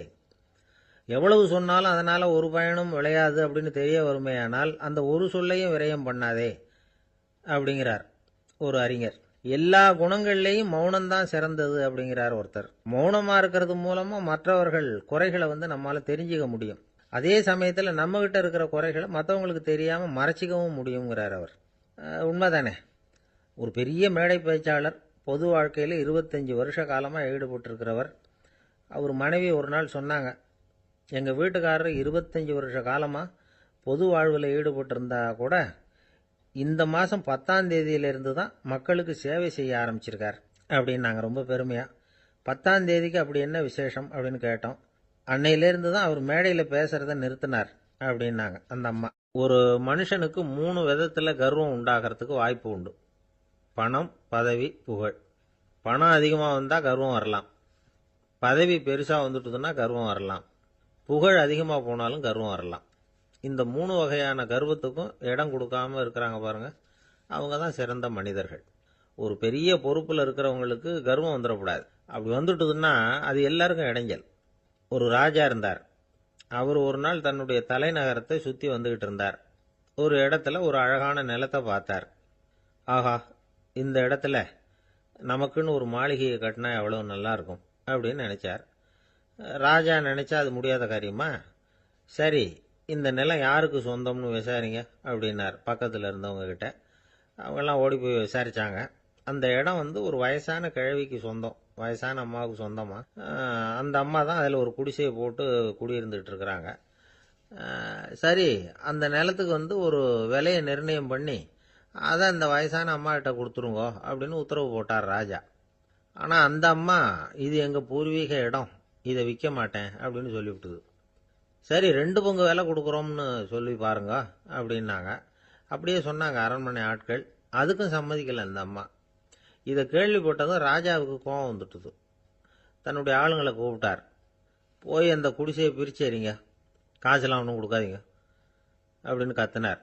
அவ்வளோதான். அடுத்த நிமிஷம் அரண்மனை ஆசாமிகள் போனாங்க, குடிசையை பிரித்து எரிஞ்சாங்க. அந்த வயசான அம்மா இருக்கு, அதுவும் அந்த இடத்த விட்டு துரத்தி விட்டாங்க. அந்த இடத்துல ஒரு அரச மாளிகையை கட்டி முடிச்சிட்டாங்க. அந்த வயசான அம்மா பாவம், ராஜாவே இப்படி பண்ணால் யார்கிட்ட போய் முறையிட முடியும்? ஒரு ஞானி இருந்தார், அவர்கிட்ட போய் சொன்னாங்க. அவர் இவங்க சொன்னதை கேட்டு மனசில் வச்சுக்கிட்டார். ஒரு நாள் அந்த ராஜாவே இந்த ஞானியை கூப்பிட்டார். புதுசாக ஒரு மாளிகை கட்டியிருக்கிறேன், வந்து பாருங்கன்னு. சரின்னு சொல்லி இந்த பெரியவர் ஒரு நாள் அந்த மாளிகைக்கு போனார். சும்மா போகல, ஒரு கழுதையையும் ஓட்டிகிட்டு போனார். கொஞ்சம் சாக்குகள், வெத்து சாக்கு, அதையும் எடுத்து கழுதை முதுகில் போட்டு கழுதையை ஓட்டிகிட்டு போகிறார். ராஜா பார்த்தார். அவருக்கு இது ஆச்சரியமாக இருந்தது. என்ன இது, மாளிகைக்கு வந்துட்டு போங்கன்னு கூப்பிட்டா கழுதை, சாக்கு இதெல்லாம் கூப்பிட்டு வராரே, ஒன்றும் புரியலையேன்னு நினச்சார். எதுக்காக இதெல்லாம்னு கேட்டார். அரசருடைய தோட்டத்திலேருந்து கொஞ்சம் மண் எடுத்துகிட்டு போகிறதுக்கு ஆசைப்படுறேன், அதுக்கு நீங்கள் அனுமதி கொடுக்கணும் அப்படின்னாரு இவர். இது என்ன வேடிக்கையான கோரிக்கையாக இருக்குது அப்படின்னு நினச்சார் ராஜா. இருந்தாலும் மண்ணு தானே கேட்குறாரு, எடுத்துகிட்டு போட்டுமே அப்படின்னு நினச்சார். சரின்னு அனுமதி கொடுத்தார். அந்த பெரியவர் தோட்டத்துக்கு போனார், மண்ணை வெட்டினார், சாக்கில் போட்டு நிரப்புனார். ராஜாவை கொஞ்சம் கிட்ட வாங்கன்னு கூப்பிட்டார். இந்த மண் மூட்டையை தூக்கி கழுதையோட முதுகில் வைக்கணும், கொஞ்சம் உதவி பண்ணுங்கன்னார். ஓ, பண்ணுறேனே அப்படின்னு சொல்லி ராஜா கிட்ட போனார். மூட்டையை தூக்கி பார்க்குறாரு, முடியல, திணறி போட்டார். இப்போ அந்த ஞானி பேசினாராம். அரசே, இந்த ஒரு சாக்கு மண்ணையே உங்களால் தூக்க முடியல, அந்த கிழவிகிட்ட இருந்து அந்த அக்கிரமமாக அபகரித்த இந்த தோட்டம் பூராவையும் சுமக்கணும்னு ஆசைப்படுறீங்களே, அது உங்களால் முடியுமா அப்படின்னு கேட்டாராம். ராஜா யோசனை பண்ண ஆரம்பித்தார். தன்னுடைய செயலுக்காக வருத்தப்பட்டாராம். அந்த வயசான அம்மாவை உடனடியாக வரவழைச்சார். தாயே, தப்பு பண்ணிட்டேன், என்னை மன்னிச்சுக்குங்க, இன்னையிலேருந்து இந்த மாளிகையும் தோட்டமும் உங்களுக்கு தான் சொந்தம் அப்படின்னு சொல்லிவிட்டாராம். போகிறப்ப இந்த உலகத்திலேருந்து எண்ணத்தை எடுத்துகிட்டு போக போகிறோம், அதனால் ரொம்பவும் அலட்டிக்க வேண்டியதில்லை, கர்வப்பட வேண்டியதில்லை அப்படிங்கிறது ஒரு பெரிய உபதேசம். ஒரு பெரிய மனுஷன் சாக கிடந்தார், ரொம்பவும் அழுதார். ஏன் அழறீங்க அப்படின்னு கேட்டாங்க சுற்றி இருந்தவங்க. நான் சாகிறதுக்காக கவலைப்படலை, நான் நம்ம ஜனங்களுக்காக எவ்வளவோ காரியம்லாம் செஞ்சுக்கிட்டு வந்தேன். நான் செஞ்சுக்கிட்டு வந்த சேவையை இனிமேல் யார் செய்ய போகிறாங்க, அது யாரால முடியும், அதை நினச்சி தான் அழறேன் அப்படின்னாராம். ஒருத்தர் முன்னாடி வந்தார். அதுக்காக நீங்கள் கவலைப்படாதீங்க, உங்கள் சேவையை தொடர்ந்து செய்யறதுக்கு என்ன மாதிரி இளைஞர் பட்டாலும் தயாராக இருக்குது, இருந்தாலும் எங்கள் கவலை என்னன்னா அப்படின்னு இழுத்தார். என்ன சொல்லுங்கன்னு கேட்டார் அவர். நீங்க இதுவரைக்கும் என்ன சேவை செஞ்சுக்கிட்டு வந்தீங்க, அதுதான் எங்களுக்கு இன்னமும் புரியாத புதிரா இருக்கு அப்படின்னாராம் அவர். ஒருத்தர் ஒரு தவறு செஞ்சு விடுறாருன்னு வச்சுக்கங்க, உடனே நீ செஞ்சது தவறு அப்படின்னு சொல்றது ஒரு வகை. அதுக்கு பதிலா எது சரின்னு அவர் புரிந்து கொள்ள உதவி செய்யறது இன்னொரு வகை. இந்த ரெண்டாவது வகை இருக்கு பாருங்க, நிர்வாக இயல்ல இது ரொம்ப முக்கியம். அலுவலகத்தில் வேலை பார்க்குற ஒருத்தர் முக்கியமா தெரிஞ்சுக்க வேண்டியது என்ன தெரியுமா? சக ஊழியர்கள் கிட்ட எப்படி பழகணும், மேலதிகாரிகள் கிட்ட எப்படி பழகணும், தனக்கு கீழே வேலை செய்கிறவங்க கிட்ட எப்படி பழகணும், வாடிக்கையாளர்கள் கிட்ட எப்படி பழகணும், இவங்க எல்லார்கிட்டையும் செம்மையான உறவை ஏற்படுத்திக்கிறது எப்படி, இதையெல்லாம் சொல்லிக் கொடுக்குற பாடம் தான் இன்டர் பர்சனல் ஸ்கில், திறமையான உறவு அப்படிங்கிறது. எந்த வேலையில் இருந்தாலும் சரி, இந்த உறவுகளை வளர்க்கும் திறன் உள்ளவங்க சீக்கிரம் முன்னுக்கு வந்துடுறாங்க. மற்றவங்க கிட்ட உறவை பலப்படுத்திக்கிறது எப்படி அப்படின்னு தெரிஞ்சுக்கிட்டோம்னா எந்த ஒரு தடையையும் சுலபமாக தாண்டி செய்கிற தொழிலில் முன்னுக்கு வந்துடலாம். ஹார்வர்டு பல்கலைக்கழகத்தில் ஒரு கணக்கெடுப்பு பண்ணி பார்த்தாங்களாம். பார்க்கிற வேலையில் எது மாதிரி குணாதிசயம் உள்ளவங்க வேகமாக முன்னுக்கு வர்றாங்க அப்படின்னு தெரிஞ்சுக்கிறதுக்காக இந்த கணக்கெடுப்பு. வெவ்வேறு துறையில் வேகமாக முன்னுக்கு வந்திருக்கிற பல பேரை சந்தித்து இந்த சர்வேயை நடத்தியிருக்கிறாங்க. அவங்க கண்டுபிடிச்சு சொல்லியிருக்கிற உண்மை என்ன தெரியுமா? ஒருத்தர் ஒரு வேலையில் இருந்தால் அது சம்பந்தப்பட்ட சப்ஜெக்ட் பற்றிய அறிவு 35% இருந்தால் போதுமா. ஆனால் உறவுகளை வளர்க்கக்கூடிய திறன், இன்டர் பர்சனல் ஸ்கில்லு 65% வேணும். இப்படி உள்ளவங்க சீக்கிரம் முன்னுக்கு வந்துடுறாங்களாம். அதனால் ஒருத்தருக்கு வேலை சரியாக புரியலைன்னா கூட விவரமாக மற்றவங்க கிட்ட பழகிறது எப்படின்னு புரிஞ்சால் போதும், அவர் முன்னுக்கு வந்துடலாம். அலுவலகங்களில் மட்டும் இல்லை, எல்லா இடங்கள்லையும் இது ரொம்ப முக்கியம். வீட்டுக்குள்ளேயும் இது ரொம்ப முக்கியம், வீட்டுக்கு வெளியேயும் இது முக்கியம். அடுத்தவங்க கிட்ட பழகிறது எப்படிங்கிறத தெரிஞ்சுக்காதவன் வாழ்க்கையில் முன்னேற முடியாது. இன்னைக்கு ஆயுதங்களால் காயப்படுத்தி கொள்ளுகிறவர்களை விட வார்த்தைகளால் காயப்படுத்தி கொள்ளுகிறவர்கள் தான் அதிகம். பெரியவங்க என்ன சொல்றாங்க தெரியுமா? நீங்க இந்த பூமியில பிறந்ததன் அர்த்தம் பூர்த்தி ஆகணும்னா அடுத்தவங்களுக்கு உதவி பண்ணுங்க. அடுத்தவங்களுக்கு உதவி செய்ய முடியாவிட்டால் கூட பரவாயில்லை, ஆனால் யாரையும் புண்படுத்தி விடாதீங்க அப்படின்னு சொல்றாங்க. எனக்கு தெரிஞ்ச ஒருத்தர் ஒரு அலுவலகத்தில் வேலை பார்க்குறார். அவர் சொல்லுவார், எனக்கு இந்த இன்டர் பர்சனல் ஸ்கில் ரொம்ப அதிகம் சார். சக ஊழியர்கள்கிட்ட ரொம்ப சுமூகமாக நடந்துக்குவேன். என் கூட வேலை பார்க்குற ஒருத்தருக்கு ஏதாவது ஒரு கஷ்டம்னா அந்த சமயத்தில் அவர் செய்ய வேண்டிய வேலையை நான் செஞ்சிருவேன் சார் அப்படிம்பார். நான் அவர்கிட்ட சமீபத்தில் அப்படி ஏதாவது செஞ்சுருக்கீங்களா அப்படின்னு கேட்டேன். செஞ்சுருக்கேன் சார். போன வாரம் புதன்கிழமை ஆஃபீஸில் என் பக்கத்து சீட்டுக்காரருக்கு வயிற்று வலி. உடனே நான் மெடிக்கல் லீவ் போட்டுட்டு எங்கள் வீட்டுக்கு போயிட்டேன் சார் அப்படின்னா. ஒரு ஊரில் ஒரு கோயில் இருந்தது. ரொம்ப பழைய கோயில். உள்ளே போகிறதுக்கே பயமாக இருக்கும். எந்த நேரத்தில் இடிஞ்சு விழுந்துருமோ அப்படிங்கிற பயம். அப்படி இருந்ததுனால யாரும் துணிஞ்சு சாமி கும்பிடுறதுக்கு அங்கே போகிறதில்ல.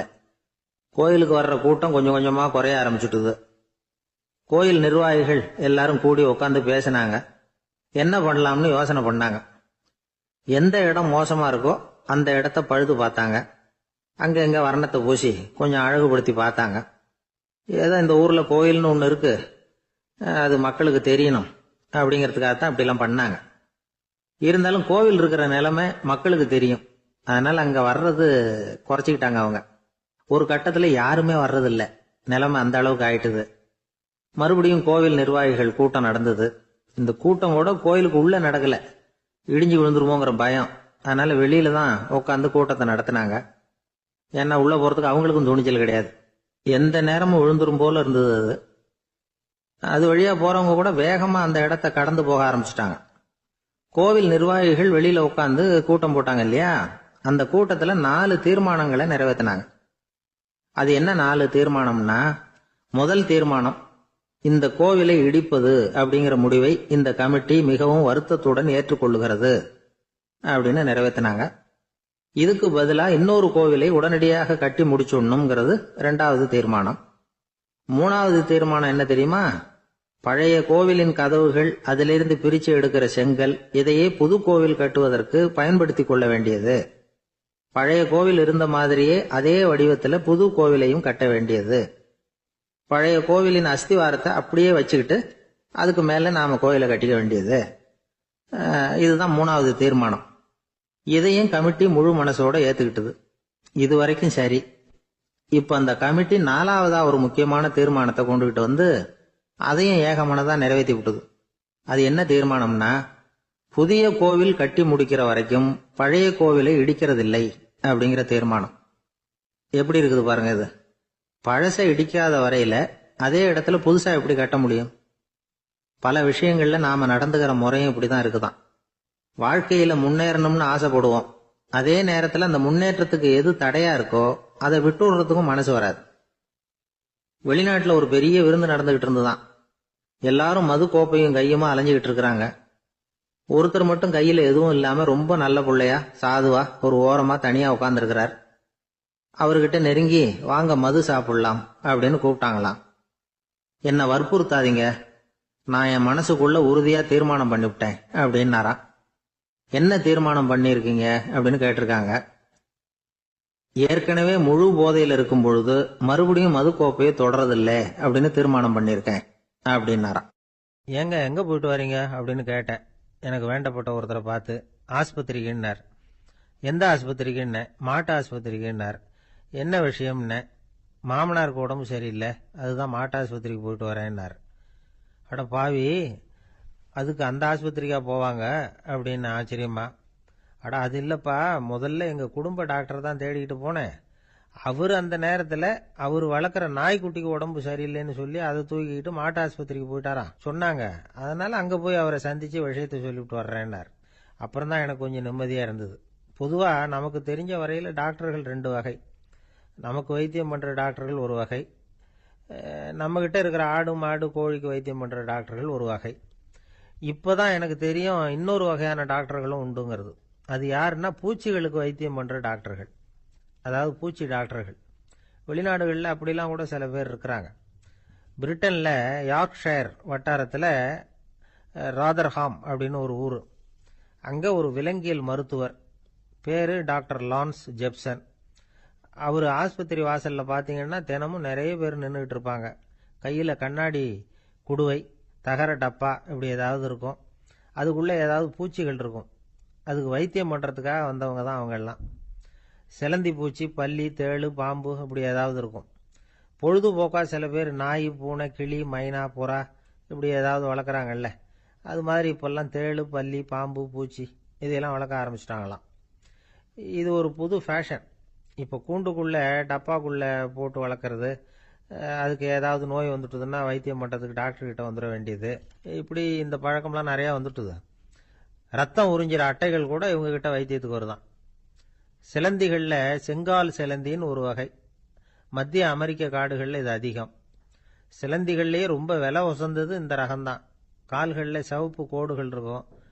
இந்த இனம் இப்போ குறைஞ்சிக்கிட்டே வர்றதுனால சர்வதேச விதிகளின்படி இவற்றின் ஏற்றுமதி இறக்குமதிக்கு தடை விதிக்கப்பட்டிருக்குது. அதனால் இதை வளர்க்குறவங்க வீட்டுக்குள்ளேயே இனவிருத்தி மூலமாக பெருக்கி விற்பனை பண்ணிட்டு வராங்களாம். அந்த வகை சிலந்திகள் தான் இப்போ வைத்தியத்துக்கு அதிகமாக வருதான். சரி, இதுக்கெல்லாம் எப்படி வைத்தியம் பண்ணுறாங்க? முதல்ல அதை குளிர்பதன பெட்டியின் வழுவழுப்பான சுவரில் விட்ட உடனே அதெல்லாம் மெதுவாக இறங்கி வரும். அப்போ அதன் நோயை கண்டுபிடிக்கிறது சுலபம். அப்புறம் அதுக்கு கிருமிகளை கொல்லக்கூடிய மருந்துகளையோ வலி நிவாரண மருந்துகளையோ கொடுப்பாங்க. கால் உடைஞ்ச சிலந்திகளுக்கு பசையை கொண்டு ஆப்ரேஷன் பண்ணுவாங்க. சில சிலந்திகளுக்கு உடைஞ்ச காலை எடுத்துட்டா புதிய கால் வளர்ந்துடும். சிலந்திகளை மனிதர்கள் கையில் எடுக்கிறப்போ அது பயந்து போய் கீழே குதிக்குது. அதனால் கால் உடஞ்சி விடுது, இல்லைன்னா வயிறு சேதமடையுது. அந்த நிலைமையில் வர்ற சிலந்திகளுக்கு மயக்க மருந்து கொடுத்து ஆப்ரேஷன்லாம் கூட பண்ணுறாங்களாம். பார்த்தீங்களா பூச்சிகளுக்கு வந்த வாழ்வே. நம்ம ஊர்லேயும் வீடுகளில் பூச்சிகள் வளர்க்குறது உண்டு. ஒருத்தர் வந்தார். எனக்கு 3000 கரப்பாம்பூச்சி அவசரமாக தேவைப்படுது, எங்கே கிடைக்கும்னு கேட்டார். கரப்பாம்பூச்சியா? அது என்னத்துக்குன்னு கேட்டோம். அது வேற ஒன்றும் இல்லை, நான் குடியிருக்கிற வாடகை வீட்டை காலி பண்ண போகிறேன். வீட்டு சொந்தக்காரர் என்ன சொல்கிறாருன்னா, இந்த வீட்டுக்கு நான் குடி வந்தப்போ எப்படி இருந்ததோ அதே நிலைமையில் விட்டுட்டு போகணும்னு வீட்டுக்காரர் சொல்லியிருக்கிறார், அதனால தான் கேட்டேன் அப்படின்னார். ஒரு தந்தை தன்னோட பிள்ளைய ரொம்ப தைரியசாலியாக வளர்க்கணும்னு ஆசைப்பட்டார். அதுக்காக அவனை கூப்பிட்டு உட்கார வச்சு இப்படி உபதேசம் பண்ணார். இதை பாருப்பா, நான் உன்னாட்டம் இருக்கிறப்போலாம் எதுக்கும் பயப்பட மாட்டேன், ரொம்ப துணிச்சலாக இருப்பேன். ஒரு நாள் ஒரு அப்பாவி எலிய ஒரு பூனை துரத்திட்டு ஓடிச்சு.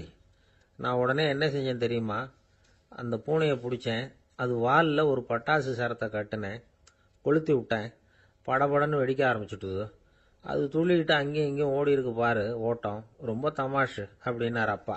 இப்படி சொல்லிவிட்டு பையனை பார்த்து, இதை கேட்கறதுக்கு உனக்கும் துணிச்சல் வருதா? நான் என்னுடைய செயலை நீ கேட்குறப்போ உனக்கு துணிச்சல் வருதா அப்படின்னு கேட்டார். வருதுன்னா பையன். எப்படின்னா அப்படிங்கிற விவரத்தையும் சொன்னான் அவன்.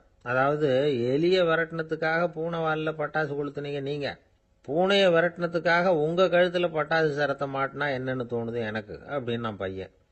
பையனோட துணிச்சல் அப்பாவே நடுங்க வச்சுட்டுது. அது சரி, ஒரு அப்பா பிள்ளைக்கு இப்படியா உபதேசம் பண்றது? எல்லாருக்கிட்டையும் அன்பா பழகிறது எப்படி அப்படின்னு சொல்லி கொடுக்கணும். பிஞ்சு உள்ளங்கள்ல நஞ்ச தூவலாமா? ஒரு நாள் விநாயகர் ஒரு பூனையோட விளையாடிக்கிட்டு இருந்தாராம். அப்படி ஆசையா விளையாடிக்கிட்டு இருந்தப்ப அவரோட கை நகம் தவறுதலா பூனையோட முகத்துல பட்டுட்டு தான். அது ஒரு சின்ன கீறலை உண்டாகி விட்டுது. அப்பா அவர் அதை ஒரு பெருசா நினைக்கல. கொஞ்ச நேரத்துக்கு அப்புறம் விநாயகர் வீட்டுக்கு வந்தார். அவங்க அம்மா பார்வதி தேவியை பார்த்தார். பார்வதி தேவி கன்னத்தில் விரலால கீறினது மாதிரி ஒரு அடையாளம் இருந்தது. விநாயகருக்கு அதிர்ச்சி, ஆச்சரியம். நம்ம அம்மா இந்த உலகத்துக்கே தாயார், அப்பேற்பட்ட அவங்க முகத்திலேயே கீறலை உண்டாக்கக்கூடியவங்க யாரா இருக்க முடியும் அப்படின்னு யோசனை பண்ணார். தாயே, உன்னுடைய கன்னத்தில் இந்த வடு எப்படிம்மா ஏற்பட்டதுன்னு கேட்டார். குழந்தாய், இது நீ செஞ்ச காரியம்தான்ப்பா. உன்னுடைய கை நகம் கீறினதுனால ஏற்பட்ட வடு தான் இது அப்படின்னாங்க அவங்க. விநாயகர் திடுக்கிட்டு போட்டார். எப்படிம்மா அது? நான் எந்த காலத்திலையும் உன்னை அப்படி கீறினதாக எனக்கு நினைவு இல்லையே அப்படின்னார். இன்னைக்கு காலையில் ஒரு பூனையை கீறினதை நீ மறந்துட்டியா அப்படின்னாங்க அந்த அம்மா. விநாயகர் திகைச்சு போய் நின்னார். பார்வதி தேவி சொன்னாங்க, இதை பார்ப்பா, இந்த உலகத்தில் இருக்கக்கூடிய எல்லா உயிர்கள்லேயும் நான் இருக்கிறேன். நான் தான் இந்த உலகமாக ஆகியிருக்கிறேன். ஆகையினால நீ யாரை துன்புறுத்தினாலும் அது உண்மையிலேயே என்ன துன்புறுத்தினதாக தான் வந்து முடியும் அப்படின்னாங்க. விநாயகர் மனசுக்குள்ள ஒரு வெளிச்சம் ஏற்பட்டுதான். அதுக்கப்புறம் அவர் யாரையுமே கல்யாணம் பண்ணிக்காததுக்கு அதுதான் காரணமா. இந்த உலகத்தில் எல்லாரையும், இங்கே இருக்கிற எல்லாத்தையும் தாயின் வடிவமாக அவர் பார்க்க ஆரம்பிச்சிட்டாராம். குருதேவர் ராமகிருஷ்ணர் இந்த கதையை எடுத்து சொல்லியிருக்கிறார். நபிகள் நாயகம் ஒரு தடவை ஒரு நாற்காலியில் உட்காந்து என்னமோ யோசனை பண்ணிட்டு இருந்திருக்கிறார். அப்போ அவரோட உடையில ஒரு கீழ்ப்பகுதி தரையில் படிஞ்சு கிடந்திருக்குது. அங்கே விளையாடிக்கிட்டு இருந்த ஒரு பூனை அது மேலே வந்து படுத்து தூங்கி போச்சு. தொழுகை செய்ய வேண்டிய நேரம் வந்துட்டது. நபிகள் நாயகம் எழுந்திருக்க பார்த்தார். அப்போதான் பூனை தன்னோட உடை மேலே படுத்து தூங்கிட்டு இருக்கிறது கண்ணில் படுது. பூனையோட தூக்கத்தை கலைக்க விரும்பல அவர். தன்னுடைய சகோதரியை கூப்பிட்டார். ஒரு கத்திரிக்கோல் எடுத்துட்டு வர சொன்னார். பூனை படுத்திருந்த உடை பகுதி மட்டும் இருக்குல்ல, அதை மட்டும் அதோட கத்திரிச்சு விட்டுட்டு அதுக்கப்புறம் அவர் எழுந்திரிச்சு தொழுகைக்கு போனாராம். அதாவது பிற உயிர்கள்கிட்ட எப்படி அன்பு காட்டணுங்கிறத பெரியவங்க எவ்வளவோ விதத்தில் நமக்கு எடுத்து காட்டியிருக்கிறாங்க. இருந்தாலும் எத்தனை பேர் மனசில் அதெல்லாம் உரைச்சிருக்குது? நாமளும் நம்ம ட்ரெஸ்ஸு மேலே ஒரு பூனை படுத்திருந்தா ஒரு கத்திரிக்கோலை தான் தேடுவோம், எடுத்துகிட்டு வர சொல்லுவோம். துணியை வெட்டுறதுக்கு பதிலாக இல்லை அதோட வாழை வெட்டினா என்ன அப்படின்னு தோணும். ஒரு ஆள் ரொம்ப பிரியமாக ஒரு பூனையை ஆற்றுல குளிப்பாட்டிக்கிட்டு இருந்தானா. எப்படி? அந்த பூனையை ஆற்று தண்ணியில் அமுக்கி அமுக்கி குளிப்பாட்டிக்கிட்டு இருக்கிறான். அந்த வழியாக போன பெரியவர் ஒருத்தர் இதை பார்த்தார். இதை பார்ப்பா, பூனையை அது மாதிரி ஆற்று தண்ணியில் அமுக்கி குளிப்பாட்டாத, மூச்சு திணறி செத்து போடும் அப்படின்னு அட்வைஸ் பண்ணார். நீ போய் அவன் வேலையை பார்த்துக்கிட்டு, எனக்கு எல்லாம் தெரியும்னா இவன். சரின்னு அவர் போயிட்டார். கொஞ்ச நேரம் கழித்து அவரே அந்த வழியாக திரும்பி வந்துக்கிட்டு இருந்தார். ஆற்றுல பூனையை குளிப்பாட்டிக்கிட்டு இருந்தவன் அழுதுகிட்டு உட்காந்துருக்கிறான். பக்கத்தில் அந்த பூனை செத்து கிடக்குது. இதை பார்த்தார் பெரியவர். நான் தான் அப்போவே சொன்னேனே அந்த பூனையை ஆற்றுல நினைக்காதேன்னு, அதை கேட்டிருந்தா இப்படி ஆயிருக்குமா அப்படின்னார். அந்த ஆள் கோபமாக இவரை முறைச்சி பார்த்தான். அட போய்யா, இந்த பூனை ஆற்றுல குளித்ததுனால ஒன்றும் செத்து போகல, குளித்ததுக்கு அப்புறம் அதோட உடம்பு ஈரமாக இருக்குதுன்னு அதை புழிஞ்சேன், அதனால தான் இப்படி ஆயிட்டுது அப்படின்னு நானா. உலகத்தில் எது எதுக்கும் ஆராய்ச்சி கூடங்கள் இருக்குதுல்ல, அது மாதிரி தூக்கத்தை பற்றி ஆராய்ச்சி பண்ணுறதுக்கு ஒரு ஆராய்ச்சி கூடம் இருக்குது.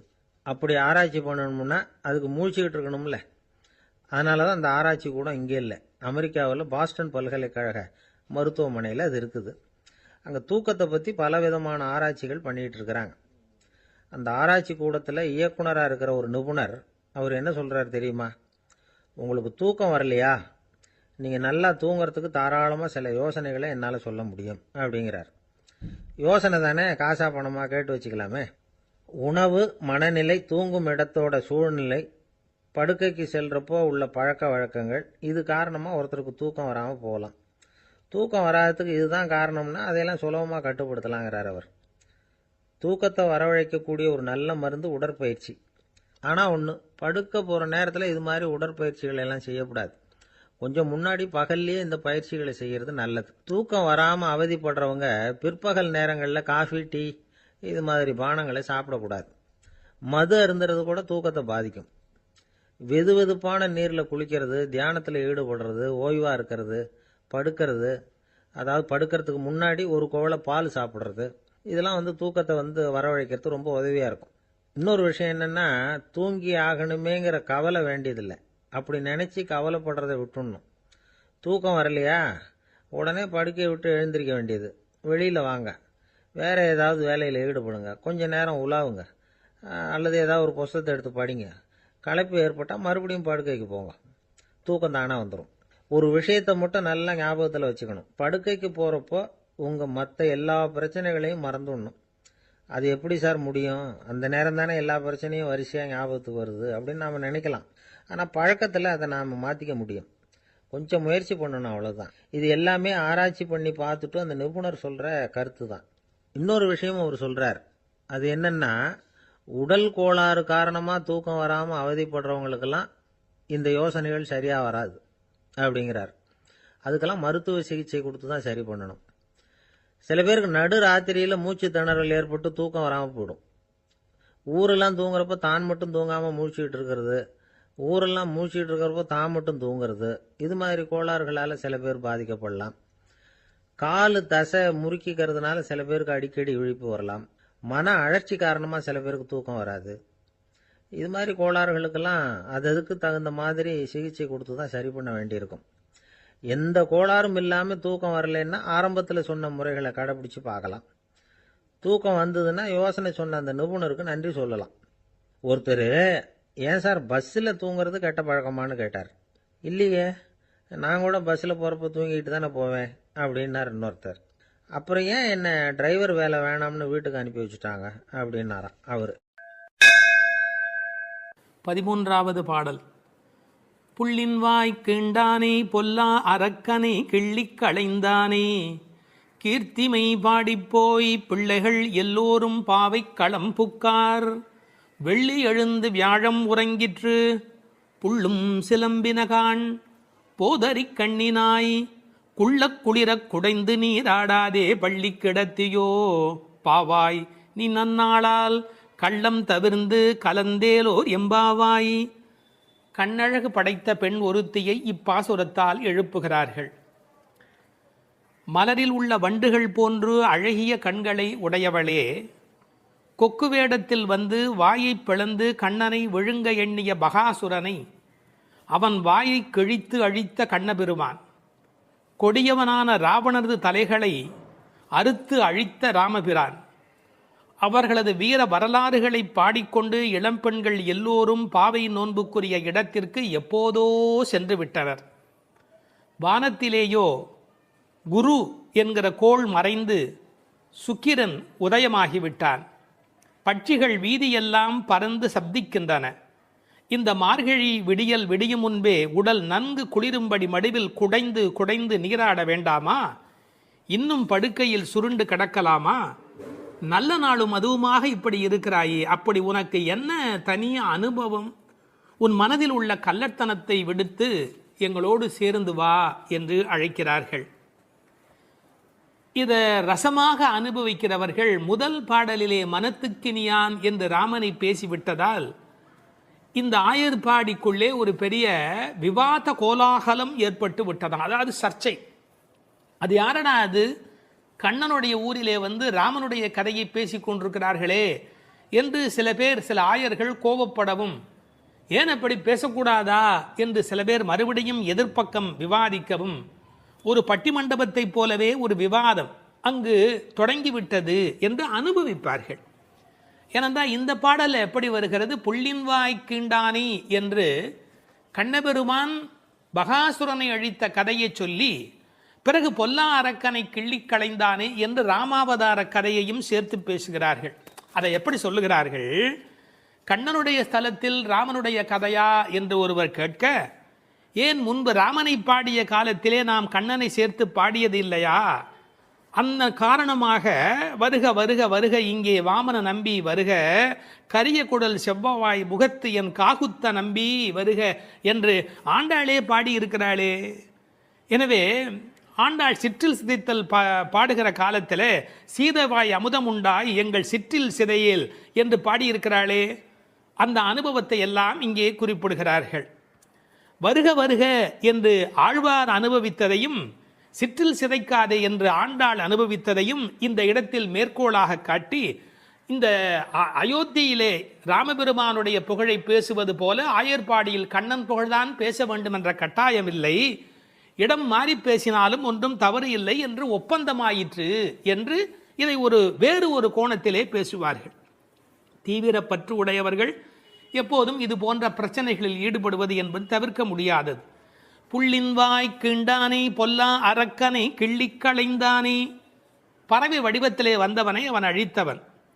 பள்ளத்தில் மேயும் பறவை உருக்கொண்டு கள்ளாசுரன் வருவானை தான் கண்டு புள்ளிதுவென்று பொதுக்கோ வாய்க்கிண்டான். அப்படியே வாய்க்கிண்டிட்டான், அப்படியே கிழித்து எறிந்து விட்டான். அப்படி அழித்த வரலாற்றை சொன்னவர்கள் பொல்லா அரக்கனை கிள்ளி களைந்தானே என்று ராவணனை கொன்றதை பேசுகிறார்கள். இந்த எழுப்புகிற பெண்கள் இந்த பாடலை எல்லாம் கருத்தை எல்லாம் சொல்லி எழுப்புகிறார்கள். உரை கண்டவர்கள் கேட்டார்கள், பொல்லா அரக்கன் என்று ராவணனை குறிப்பிட்டால் நல்ல அரக்கன் உண்டோ? என்ன நயம் பாருங்கள். உண்டு, அரக்கர் குலத்தில் பிறந்தாலும் விபீஷணன் நல்ல அரக்கன், ராவணனோ பொல்லா அரக்கன். அவனோடு பெரிதாக போர் செய்தார் என்று சொல்ல முடியாதான், கிள்ளி களைந்தார். தமிழில் ஒரு பழக்கம் உண்டு, யாராவது ரொம்ப அலட்சியமாக நினைச்சா என்ன கிள்ளுக்கிறன்னு நினைச்சுக்கிட்டியா என்று கேட்பார். அப்படி ராவனுடைய தலைகளை ராமன் கிள்ளினானான், கிள்ளி களைந்தானே. அதுக்கு வேற ஒரு பொருள் உண்டு. தன்முனைப்பு உள்ளவர்கள் பரமாத்மாவால் அழிக்கப்படுவார்கள் என்கிற அந்த உணர்வு 10 தலை ஒருவருக்கு உண்டு என்ற கதையை அப்படியே எடுத்துக்கொள்வதை விட, பன்முகமாக ஆசை தலி விரித்து ஆடுகிற போது ஒரு முகமுடைய பரமாத்மா மனதை நாம் ஒருமுகப்படுத்தினால் நமக்கு உள்ளே இருக்கிற பன்முகம் அழிந்து போகும் என்று உருவகமாக எடுத்துக்கொண்டு அனுபவிப்பவர்களும் உண்டு. இப்படி ராவணனை அழித்த வரலாற்றை பேசி கீர்த்திமை பாடிப்போய் பிள்ளைகள் எல்லோரும் பாவை களம் புக்கார். இந்த நெல் பயிரிடுகிற இடத்துக்கு நெற்களம் என்று பெயர். அதுபோல் பாவையின் நோன்பு நோற்கிற இடத்துக்கு பாவைக்களம் என்று பெயர். யாருடைய புகழை பாடுகிறார்கள்? கீர்த்திமை பாடி, ராமன் கண்ணன் இருவருடைய புகழையும் பாடி, கீர்த்தி புகழை பாடி, பிள்ளைகள் எல்லோரும் சின்ன குழந்தைகளாகிய பெண் பிள்ளைகள் எல்லாரும் சேர்ந்து பாவைக்களம் புக்கார். அவங்கெல்லாம் நோன்பு நோக்கிற இடத்துக்கு போய்விட்டார்கள், நான் மட்டும் உனக்காக இங்கே நின்று கொண்டிருக்கிறேன், சீக்கிரம் வாடி என்பது போல் பேசுகிறார். இப்போது பொழுது விடிந்து விட்டது என்பதில் அடையாளம் ரொம்ப நுட்பமான ஒரு அடையாளம். வெள்ளி எழுந்து வியாழம் உறங்கிற்று. அதாவது வெள்ளிக்கிழமை தோன்றிவிட்டது, வியாழக்கிழமை முடிந்து விட்டது இல்லை, குரு ஹோரை போய்விட்டது, சுக்கிரஹோரை தொடங்கி விட்டது. அது இன்னொரு கோணம். வானியலை பற்றி நன்கு ஆய்வு செய்தவர்கள் ஒரு குறிப்பிட்ட காலத்திலே சுக்கிரனுடைய எழுச்சியும் வியாழனுடைய அந்த இறங்கு முகமும் ஒன்றாக நடக்கும் என்று குறிப்பிடுகிறார்கள். சுஜாதா அவர்கள் இதை வைத்துக்கொண்டு கிபி 885 என்று உறுதி செய்ய முடியும் என்று ஒரு கட்டுரையிலே எழுதியிருக்கிறார்கள். ஆனால் வேறு சிலரோ கிபி 8ஆம் நூற்றாண்டில் ஒரே ஒரு முறை மட்டும் அதிகாலை பொழுதில் சுக்கிரன் எழுவதும் குரு மறைவதும் ஒரே வேளையில் நிகழ்ந்துள்ளது. அது முழு நிலவு நாள், பௌர்ணமி. அந்த நாள் அப்படியே குறிப்பிடுகிறார்கள். அந்நாள் கிபி 731 டிசம்பர் 18 காலை 3:30 முதல் 4 மணி. இதனை அடி ஒற்றி ஆண்டாள் பிறந்தது கிபி 716 ஆடிப்பூரம் என்று கணக்கிட்டிருக்கிறார். பாருங்க எவ்வளவு அழகான ஒரு காலக்கணக்கு. வெள்ளி எழுந்து வியாழன் உறங்கிற்று. புள்ளும் சிலம்பின. முன்னர் ஒரு முறை புள்ளும் சிலம்பின என்ற பாடல் வந்திருக்கிறதே, அதெல்லாம் கூட்டுக்குள்ளே. இப்போ வெளியில் பறவைகள் எல்லா இடங்களிலும் திரிந்து அவை இப்போது சப்தம் எழுப்பி கொண்டிருக்கின்றன. இந்த இடத்துல புள்ளும் சிலம்பியதை பற்றி சொல்லுகிற போது உரையாசிரியர்கள் இதை ஆசிரிய பெருமக்களோடு ஆச்சாரிய பெருமக்களோடு இணைத்து பேசுவது வழக்கம். குயில் அதுபோல சில ஆச்சாரியர்கள், கொக்கு அதுபோல, அன்னம் போல, கருடன் போல என்று பறவையோடு அவர்கள் ஓமிக்கத்தக்கவர்கள். கண்டத்வனியிலே, அதாவது குரல் வளத்திலே அவர்கள் குயில் மாதிரி. ஏகாகிர சிந்தையில், எப்போதும் மனம் ஒருமுகமாக இருத்தலில் கொக்கு போல, கொக்கொக்க கூம்பும் பருவத்து என்பார் திருவள்ளுவர்.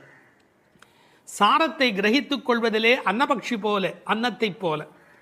கைங்கரியம் என்ற தொண்டு செய்வதிலே கருட பட்சியைப் போல, பல்லடிமை திறத்தினாலே என்று பறவையை அப்படியே அடியார்களோடு ஒப்பிடுவதும் வழக்கம். போது அறி கண்ணினாய், போதுன்னு சொன்னால் முட்டு என்று பொருள். தமிழ் ஒரு அழகான மொழி. அரும்பு, முகை, முகிழ், மொட்டு, மலர். பாருங்க, மலருடைய பல நிலைக்கும் பேர் இருக்கு, இன்னும் கூட இருக்கு. அதாவது வெளியில் புறப்படுவது அரும்பு, கொஞ்சம் மேலே வந்தால் அது முகை, கொஞ்சம் அது இதழ் திறக்க ஆரம்பித்தா அது முகிழ், அது நல்ல விரிந்து விட்டால் தான் அதுக்கு மலர் அப்படின்னு பேர். ரெண்டுக்கும் நடுவில் இருக்க போது போதுன்னு பேர். அந்த போது அது போன்ற கண்களை உடையவள். அதில் வண்டு உட்கார்ந்திருப்பதை போன்ற கண். ஐயா, வெள்ளையாக கண்ணில் ஒரு பகுதி இருக்குது, கருப்பாக ஒரு பகுதி இருக்குது. அது வெள்ளையாக இருக்கிற மலர், அதன் மேலே கருப்பாக இருக்கிற வண்டு உட்கார்ந்திருக்கிற தன்மையினை போதறி கண்ணினாய் என்ற ஓமையாக குறிப்பிட்டார்கள். குளிக்கிறது எப்படி குளிக்கணுமா? குள்ள குளிர குடைந்து நீர் ஆடு. அப்படி ஆடாதே, பள்ளிக்கிடத்தியோ பாவாய் நீ. இந்த பெண்ணம்பெரிய அப்படிங்கிற ஒரு சொல்லாட்சி உண்டு. அதுபோல குள்ள குளிர என்ற வார்த்தையை பயன்படுத்தினார்கள். நல்லா முங்கி குளிக்க வேணும், குடைந்து நீராட வேண்டும். ஆற்றில், குளத்தில், கிணற்றில் இருந்து நீர் வளம் இருக்கிற இயற்கையை புதுப்பிக்கின்ற அந்த அழகான மழைக்கு பிறகு அந்த குளிக்கிற சுகத்தை இந்த வரியிலேயே கொண்டு வருகிறாள். குள்ள குளிர குடைந்து நீராடாதே பள்ளிக்கிடத்தியோ பாவாய் நீ நன்னாளால். எல்லா நாளுமே நல்ல நாள் தான். ஆனால் இன்றைக்கு கண்ணனுக்கு நாம் பார்க்க போகிற நாள், ஊருக்கு நலம் செய்கிற நாள், உனக்கு நன்மையான நாள். அப்படி இருக்கும்போது நீ படுத்து கிடக்கிறாயே, பள்ளி அறையிலேயே படுத்து கிடப்பவருக்கு பள்ளி கொண்ட பெருமாளை பார்க்கிற பாக்கியம் கிடைக்குமா? அவனை பருகும் சுகம் உனக்கு எப்படி வாய்க்கும்? கள்ளம் தவிர்ந்து கலந்தேலோர் எம்பாவாய். நீ மட்டும் தனியாக மனசில் அனுபவிக்கிறியா? அந்த திருட்டுத்தனத்தை விட்டுடு. கள்ளம் தவிர்ந்து தனியாக அனுபவிக்காதே, கலந்து ஏலோர் எம்பாவாய். இறைவனை எல்லோரும் சேர்ந்து அனுபவிப்பதே சுகம் என்று இந்த பாசுரத்தால் அவர்கள் விளக்கி காட்டுகிறார்கள். திருப்பாவை 11ஆம் பாட்டு. கற்றுக்கரவை கணங்கள் பல கறந்து செற்றார் திரளழியச் சென்று செரு செய்யும் குற்றமொன்று இல்லாத கோவலர்தம் பொற்கொடியே புற்றரவு அல்குல் புனமையிலே போதராய். சுற்றத்து தோழிமார் எல்லாரும் வந்து நின் முற்றம் புகுந்து முகில் வண்ணன் பேர் பாட சிற்றாதே பேசாதே செல்வப் பெண்டாட்டினி எற்றுக்கு உறங்கும் பொருளேலோர் எம்பாவாய். கண்ணனை எண்ணி நோற்காமல் அவன்தான் நம்மை எண்ணி நோற்று இங்கு வரட்டுமே என்று எண்ணி எல்லாவற்றிலும் சிறந்தவளான ஒரு பெண், பக்தி பெண் இந்த பாசுரத்தில் எழுப்பப்படுகிறாள். எல்லாமே கன்றுகள் போல இளமையான பசுக்கூட்டங்கள், பலவற்றை கறப்பதில் ஈடுபட்டு உள்ளவர்கள் இந்த கோபாலர்கள். பகைவர்கள் வந்துவிட்டால் அவர்கள் இருக்கும் இடத்திற்கு சென்று அவர்களது திறமை அழியும்படி போர் புரிய வல்ல குற்றமற்ற போர் வீரர்களை பெற்ற ஆயர் குலத்திலிருந்து வந்த பொன்கொடி போன்றவள் இந்த பெண். புற்றிலே உள்ள நாகத்தின் படம் போன்ற மறைவிடத்தையும் காட்டில் உலவும் மயில் போன்ற சாயலையும் உடையவளே, எழுந்து வா. நமது ஆயர்குடி பெண்கள் எல்லோரும் உன் வீட்டு முற்றத்திலே கூடி மேக நிறமுடைய கண்ணனது திருப்பெயர்களை கூறி பாடி மகிழ்கிறோம். நீயோ அசைவதே இல்லை, வாய் திறந்து பேசுவதும் இல்லை. அப்படி என்ன பெரும் செல்வமடி உனக்கு? இந்த உறக்கத்தில் உனக்கு என்ன அவ்வளவு ஈடுபாடு? எழுந்து வா என வெளியில் உள்ள பெண்கள் உள்ளே உறங்கும் பெண்ணை எழுப்புவதாக அமைந்துள்ள பாடல். இவர்கள் யாரை எழுப்புகிறார்கள்? 3 அடையாளங்கள். கோவலர்தம் பொற்கொடியே, புற்றரவு அல்குல் புனமையிலே, செல்வப் பெண்டாட்டி என்று உள்ளே இருக்கிற பெண் சிறப்பிக்கப்படுகிறார். கோபாலர் என்பது தமிழிலே கோவலர் என்று எழுதுவது வழக்கம். அந்த குலத்தின் தங்க கொடி ஸ்வர்ணலதா. ஸ்வர்ணலதா என்ற வடமொழி சொல்லுக்கு பொற்கொடி என்பது தமிழிலே மொழிபெயர்ப்பு. இவள் ரொம்ப செல்வாக்கு மிக்கவள், பேரழகி. இந்த கோவலர் என்பதை அழகான வித்தியாசமான பல பொருள் சொல்வது வழக்கம். கோ பலர், அதாவது வாக்கிலே வல்லவர் என்று கூட ஒரு பொருள் சொல்வார்கள். கோ அலர், தங்களை தலைவனாக நினைத்ததே அல்ல, கண்ணனுக்கு அடிமையாக மட்டுமே தன்னை நினைத்து கொண்டிருக்கிறவர்கள். இவள் அவர்கள் வீட்டு ஒரு கொடி, கொழுங்கொடி, கொழுகொம்பு தேடுகிற ஒரு கொடி. கோல் தேடி ஓடும் கொழுந்ததே போன்று மால் தேடி ஓடும் மனத்தள், ஆவிக்கோர் பற்று கொம்பு, இதெல்லாம் ஆழ்வார் திருவாக்கு. இவள் மனம் எப்போதும் கண்ணபெருமானை நோக்கி போய்கொண்டிருக்கும். ஒரு கொழுகொம்பாகிய இறைவனை தேடி போவதாலே இவள் கொடி, ஆனால் பொற்கொடி. அடுத்த வார்த்தை அவளுடைய மறைவிடத்தை குறித்து பேசுகிறார்கள். புற்றரவு அல்குல் புனமையிலே. இது தமிழிலே ரொம்ப இயற்கை. அதில் என்ன ஒரு குறிப்பு இருக்கிறது என்றால், பாம்பு புற்றிலே ஒடுங்கி விடும், அதுபோல் இவளுக்கு ஒடுக்கமான இடை என்பதை நாம் இந்த இடத்தில் புரிந்து கொள்ள வேணும். பெண்ணுக்கு இடை எப்படி இருக்க வேணும்? பொய்யோ எனும் இடையாளொடும் இளையானொடும் போனான், கம்பனுடைய வாக்கு. சீத்தையினுடைய இடை உண்டா இல்லையா என்று எல்லோரும் சர்ச்சை செய்கிற இடை என்று எழுதினார். இந்த புற்றரவு அல்குல் என்பதை கொஞ்சம் விளக்கம் சொல்லுகிற ஆச்சாரியர்கள் அது மறைந்திருப்பதையும், குளிர்ச்சி, பாம்பு புற்றுக்குள் மறைந்திருக்கும், புற்றுக்குள்ளே எப்போதும் வெப்பம் குறைவாக இருக்கும். நான் ஒரு குறிப்பு படித்தேன், 23 டிகிரி செல்சியஸ் அந்த சூட்டில் தான் உள்ளே இருக்குமா பாம்பு குடியிருப்பதற்கு விரும்புமா. ஏர் கண்டிஷன் ரூமில் இருக்கிற மாதிரி அந்த குளிர்ச்சி இருந்தால்தான் அது அங்கே இருக்குமா. அதுபோல இந்த பெண்ணின் மறைவிடத்தையும் அவர்கள் குளிர்ச்சி மிக்கது என்று பாடுகிறார்கள். ஆனால் புற்றரவு அல்குல் என்பதை தத்துவார்த்தமாக எடுக்கிற போது ஞானபக்தி மிக்க என்று அதற்கு வேறு இறை பொருள் கொண்டு சொல்லுவது வழக்கம். அடுத்த வார்த்தை புனமையிலே போதராய். மயில் என்று சொன்னால் போராதா, ஏன் புனமயில் என்று சொல்ல வேணும்? நீங்கள் என்னதான் வளர்த்தாலும் ஒரு மிருகக்காட்சி சாலையில் இருக்கிற மயில் அதில் ஒரு வளப்பம் இருக்காது. காட்டிலே இயற்கையோடு இயற்கையாக ஆடிக்கொண்டிருக்கிற மயில் இருக்கு, செழிப்பாக இருக்கும். காட்டு மயில், புனம்னா காடு, காட்டிலே இருக்கிற மயில். வளர்ப்பு மயிலுக்கு இல்லாத அழகு காட்டில் இருக்கிற மயிலுக்கு வனப்பு மயில். அது கண்ணுக்கு மிகவும் இனிமை தருவது மயில். கருங்கண் தோகை மயில் பீலி அணிந்து, கண்ணபெருமான் மயிலை விரும்புகிறவன், அதான் தலைமையிலேயே சூடிக்கொண்டிருக்கிறான். எனவே இவளை விரும்புவதற்கான வாய்ப்பு அதிகம். இன்னொரு கோணத்தில் பிரதிவாதி பயங்கரம் சுவாமிகள் ஒரு அருமையான கருத்து சொல்வார்கள். ஆச்சாரியனை குறித்து அவர்கள் எல்லா பாடலுமே ஆச்சாரியனோடு தொடர்பு படுத்தி பேசியிருக்கிற ஒரு பேச்சு, அற்புதமான பேச்சு அது. அந்த மயிலுக்கும் ஆச்சாரியனுக்கும் என்ன தொடர்பு என்று அனுபவிக்கிறார்கள். ஆனந்தம் வந்து விட்டால் மயில் தோகை விரிக்கும். ஆச்சாரியனும் அப்படித்தான், ஆனந்தம் வந்து விட்டால் தன்னுடைய வாக்கில் விஸ்தாரமாக பல பொருள்கள் சொல்ல தொடங்கி விடுவார். மயிலுக்கு விஷப்பூச்சிகள் அண்டாது, அதுபோல் ஆச்சாரியனிடத்திலே தீய சக்திகள் சேராது. மயில் பீலி கண்ணன் தலைமையிலே இருக்கும். ஆச்சாரியன் ஏதேனும் ஒன்று சொன்னால் கண்ணன் தலைதுலுக்கி அதை அனுபவிப்பானா, அப்படி என்று அனுபவிப்பானா. எனவே தலைமேல் வைத்து கண்ணனே கொண்டாடுகிறான் ஆச்சாரியனுடைய வாக்கு. பாம்பு பயந்து ஓடும், விஷத்தன்மை உடையவர்கள் ஆச்சாரியனை பார்த்தால் விலகி ஓடி விடுவார்கள் என்று என்ன அழகு பாருங்கள். முழுக்க இந்த புனமையிலே என்பதை ஆச்சாரியனோடு சம்பந்தப்படுத்தி பேசுவார்கள் ஸ்ரீ பிரதிவாதி பயங்கரம் அண்ணங்கராச்சாரிய சுவாமிகள். இந்த புனமையில் என்பதில் இன்னும் ஒரு அழகு, மயில் புனத்தை சிறப்பிக்கிறது. காட்டுக்கு அழகு அப்படின்னா மயில் தான் காட்டுக்கு அழகாக இருக்கிறது. அது மாதிரி எங்கள் கூட்டத்துக்கு நீ புனமயில், எங்கள் கூட்டம் காடு போல நீ வந்தால்தான் எங்களுக்கு அழகு என்பதை புனமயில் என்பது குறிப்பிட்டது. நீ வந்து கதவை தர, ஏன் மயில் நடப்பதை பார்க்க வேண்டும் அல்லவா, மயில் நடந்து வருகிற அழகை நாங்கள் அனுபவிக்க வேண்டும் அல்லவா. எனவே உன் மயில் நடை காண வேண்டும், வாராய். செல்வப் பெண்டாட்டி என்று விழிக்கிறார்கள். அடுத்தது, இவள் தலைமகள், குலம் தரும் செல்வம் தந்திடும் என்கிற அத்தனை செல்வமும் உடையவள், கண்ணனுக்கு மிக மிக வேண்டியவள். கண்ணனுடைய அழகை பற்றி சொல்லுகிற போது உரையாசிரியர் எழுதுவார், அது ஆண்களை பெண்களாக்கும், பெண்மையுறச் செய்யும் அன்று. அது மாதிரி இவள் அழகு எப்படி என்றால் பெண்களை ஆண்மையுறச் செய்யும் பேரழகு, செல்வப் பெண்டாட்டி என்று சிறப்பித்தார்கள். இப்போ அந்த ஆயர்பாடியிலே அவர்கள் கறந்து பால் கறந்து அவர்கள் எப்படி வாழ்கிறார்கள் என்ற தன்மை பேசப்படுகிறது. கற்று கறவை கணங்கள் பல கறந்து. கன்று உடைய கறவை, ஏன்னா கன்றுக்குட்டி இருந்தால் தான் அது பால் ஈனும். சார், அந்த ஆச்சரியம் என்ன என்று கேட்டால், அங்கே கிழட்டு மாடே கிடையாது, எப்போதும் இளமையுடைய மாடு தான் அங்கே இருக்கும். எனவே அது கற்று கறவை கணங்கள் பல கறந்து, எக்கச்சக்கமான மாடுகள். இந்த ஆயர் சலிப்பதே இல்லை.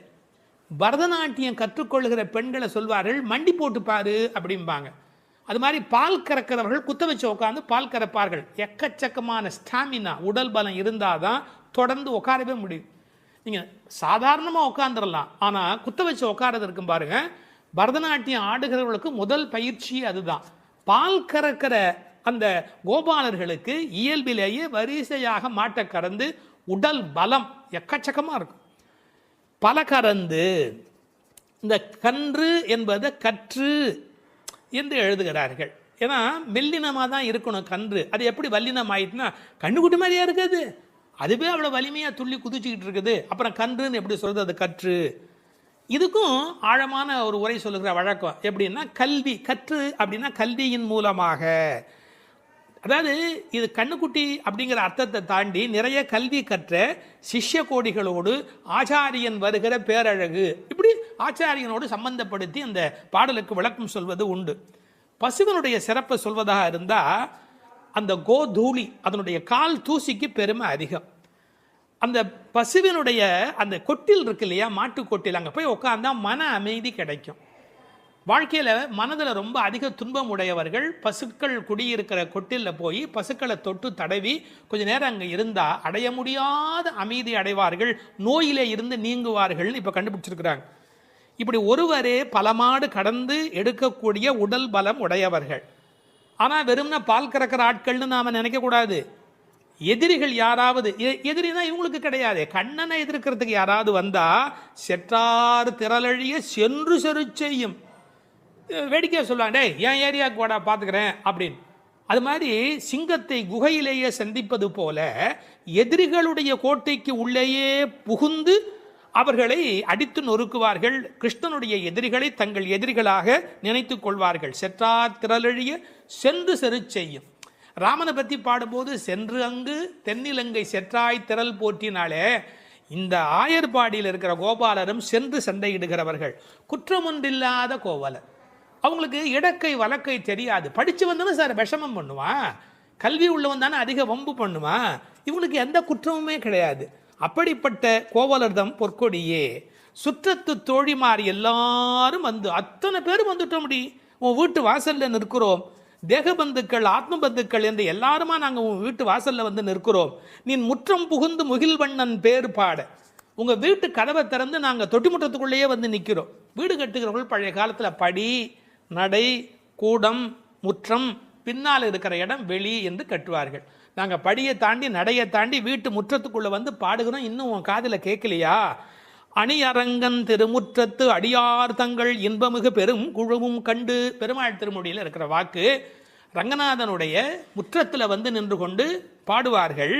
அதுபோல நாங்கள் இப்போது பாடிக்கொண்டிருக்கிறோம். முற்றம் புகுந்து முகில் வண்ணன் பேர் பாட. ஒரு அழகு சொல்லட்டுமா? உன்னை புனமயில் என்று வர்ணிக்கிறார்கள். மயில் எப்போ ஆடும்? முகில் பார்த்தா ஆடும். கண்ணன் முகில் வண்ணன், நீ புனமயில், அவனுக்கென்று ஆட பிறந்தவள். முகில் வண்ணன் பேர் பாட சிற்றாதே. சிற்றாதேன்னா அசையாம கிடக்கிறமா, நீ உடம்பு கூட அசையில. நாங்கள் இவ்வளோ பேர் பாடுறோம், ஒரு குலுங்கல் ஒன்றுமே இல்லையே. பேசாதே, பதிலும் நீ பேச மாட்டேங்கிற. செல்வ பெண்டாட்டி, ரொம்ப உனக்கு நாம் கண்ணனுக்கு வேண்டியவன் அப்படிங்கிற ஒரு ஒரு கர்வம் வந்து விட்டதா? செல்வ பெண்டாட்டி நீ எற்றுக்கு உறங்கும் பொருள் ஏலோர் எம்பாவாய். உறக்கத்தில் அர்த்தமே இல்லையேடி, அர்த்தமில்லாத தூக்கத்தில் போய் ஆழ்ந்து கிடக்கிறாயே என்று பேசுவதாக அமைந்திருக்கிறது இந்த பாடல்.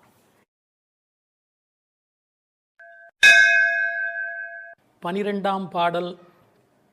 கனைத்திளம் கற்றெருமை கன்றுக்கு இறங்கி நினைத்து முலை வழியே நின்று பால் சோர நனைத்தில்லம் சேராக்கும் நற்செல்வன் தங்காய் பனித்தலை வீழனின் வாசல் கடை பற்றி சினத்தினால் தென்னிலங்கை கோமானைச் செற்ற மனத்துக்கு இனியானை பாடவும் நீ வாய் திறவாய். இனித்தான் எழுந்திராய் ஈதன்ன பேருறக்கம் அனைத்து இல்லத்தாரும் அறிந்தேலோர் எம்பாவாய்.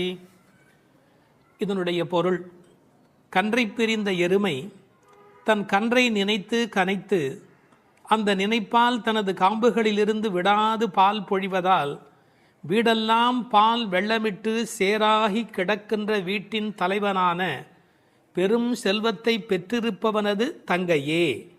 முன்பு பெரும் கோபத்தால் தென்னிலங்கை மன்னனான ராவணனை அழித்து ஒழித்த மனத்திற்கு இனியவனான ராமபிரானை புகழ்ந்து மார்கழி மாத பனி தலையில் விழுந்து கொண்டிருக்க நாங்கள் உன் வீட்டு வாசலில் கீர்த்தனம் செய்வதை கேட்டும் நீ உறங்கலாமா? கதவை திற, பொழுது விடிந்து இன்னும் நீ உறங்குவது எல்லா வீட்டாருக்கும் தெரிந்து விட்டது. இனியாவது எழுந்திரு, என்ன இது பெரிய உறக்கம் என்கிறார்கள். இந்த பாடலில் எழுப்பப்படுகிறவள் கண்ணபெருமானுடைய நெருங்கிய நண்பனுடைய தங்கை. அவளை எழுப்புகிற போது நற்செல்வன் தங்காய் என்று அவர்கள் அன்போடு அழைக்கிறார்கள். சூழலை முதலில் வர்ணிக்கிறார்கள். ஒரு எருமை அவிழ்த்து விட்ட பிறகும் பால் கறவாமல் விட்டுவிட்டதால் தன் கன்றை நினைத்து அது பால் பொழிகிறது, அதனால் வீடு சேராகிறது. கனைத்திளம் கற்று எருமை கன்றுக்கு இறங்கி நினைத்து முலைவழியே நின்று பால் சோர என்று பாடலிலே வருகிறது. பக்தி இலக்கியங்களுடைய அடிப்படை நாதமே அன்புதான் பிரமாதம். உண்மையிலேயே வாழ்க்கை ஒரு அறிவுபூர்வமான ஏற்பாடு அல்ல, அது அன்பு பூர்வமான ஒரு ஏற்பாடு. ஒரு எருமையே இப்படி இருக்குமானால் இறைமை என்ற இறை தத்துவத்தில் ஈடுபட்டவர்கள் எவ்வளவு இரக்கத்தோடு இருக்க வேண்டிய கடமை உடையவர்கள். எருமை மாடு கன்றுக்கு இறங்கி பால் சொரிவதை கவிச்சக்கரவர்த்தி கம்பன் பாடிக்காட்டி இருக்கிறார். எருமைகள் பால் பொழிய அன்னக்குஞ்சுகள் அந்த பாலை அருந்தி மகிழ்ந்தன என்று ஒரு கற்பனையிலே பாடுகிறார். சேல் உண்ட ஒன்கணாரின் திரிகின்ற செங்கால் அன்னம் மால் உண்ட நளினப்பள்ளி வளர்த்திய மழலை பிள்ளை கால் உண்ட சேற்று மேது கன்று உள்ளி கனைப்பச் சோர்ந்த பால் உண்டு துயில பச்சை தேரை தாலாட்டும் பண்ணை என்று எழுதுகிறார். நாட்டு வளத்தை எழுதுகிற போது தாமரைப்பூவில் உறங்கிக் கொண்டிருக்கிற அன்னக்குஞ்சுகளுக்கு எருமை மாடு தன்னுடைய கன்றை நினைத்து சொரிந்த பால் அவைகளுக்கு கிடைத்தன என்று கோசல நாட்டு வளத்தை பாடுகிற போது குறிப்பிடுகிறார். உண்மையிலேயே இந்த எருமைகள் இப்படி பால் கறக்கும் என்கிற தன்மையினை வேறு ஒரு வகையில் சங்க இலக்கியத்தில் ஒரு புலவர் பாடிக்காட்டி இருக்கிறார். வெள்ளி வீதியார் என்ற ஒரு புலவர். அவர் வேறு ஒரு கோணத்தில் சொல்லுகிறார். காமத்தை பற்றி பாடுகிற போது தலைவன் வந்து எங்களை அனுபவிக்கவில்லை, எங்கள் இளமையோ வீணாகிறது, எங்களுக்கும் பயனில்லை அவனுக்கும் பயனில்லை, உடம்பில் பசலை நோய் வந்து துன்பப்படுகிறேன் என்று எழுதுகிறார். கன்றும் உண்ணாது கலத்தினும் படாது நல் ஆண் தீம்பால் நிலத்து உக்காங்கு, அவர் பசு என்று எழுதுகிறார். இது சங்க இலக்கிய பாடல். ஆண்டாள் சங்க இலக்கியங்களை படித்தவள் என்பதற்கு இது ஒரு அடையாளம். கன்றும் உண்ணாது கலத்தினும் படாது நல்லான் தீம்பால் நிலத்து உக்காங்கு எனக்கும் ஆகாது என்னைக்கும் உதவாது பசலை உணியர் வேண்டும் என்று குறுந்தொகையிலே வெள்ளி வீதியார் என்ற புலவர் எழுதி காட்டியிருக்கிறார். இன்னொரு கோணத்திலே பார்க்கிற போது வியாக்கியானம் பண்ணினவர்கள் எருமை மாடு கன்றை நினைத்து படுகிற பாட்டை சொல்லிவிட்டு எருமைகள் கரவாவிட்டால் படும் பாடு இந்த பெண்கள் கோபியர் சொல்லுகிறார்களா என்ன, அனைவரும் எருமைப்படுகிற பாட்டை நாங்கள் அல்லவா உன்னாலே படுகிறோம் என்று கண்ணனுக்கு புரிய வைக்கிறார்களா. எனவே கனைத்திளம் கற்றெருமை கன்றுக்கு இறங்கி நினைத்து முலைவழியே நின்று பால் சோர. சென்ற பாடலிலே பால் கறப்பதை பற்றிய குறிப்பு வந்தது. கற்றுக்கறவை கணங்கள் பல கறந்து என்று வரும். இந்த பாடலிலே பால் கறவாமை பற்றிய குறிப்பு வந்தது. அப்படியானால் எது உண்மை? இப்படி எடுத்துக்கொள்ள வேணும்.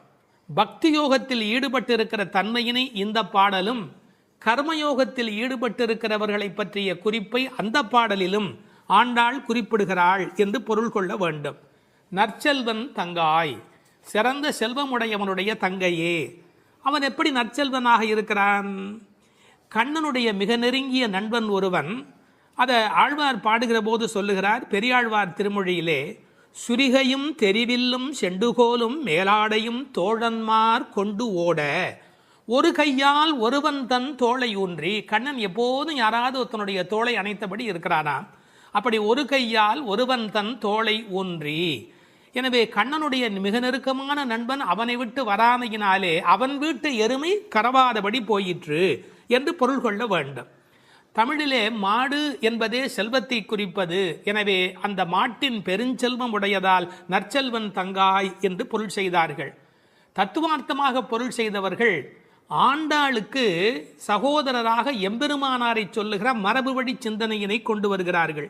பெரியாழ்வார் பெற்றெடுத்த பெண் பிள்ளை வாழியே, பெரும் புதூர் மாமுனிக்கு பின்னானாய் வாழியே என்று ராமானுஜருக்கு தங்கையாக ஆண்டாள் பேசப்படுகிறாளே. கோயில் அண்ணா வாரும் என்று ஆண்டாள் அழைத்தாளே, அந்த இங்கு நினைவூட்டி நற்செல்வன் தங்காய் என்று ஆண்டாளையே குறிப்பிடுகிறார்கள்.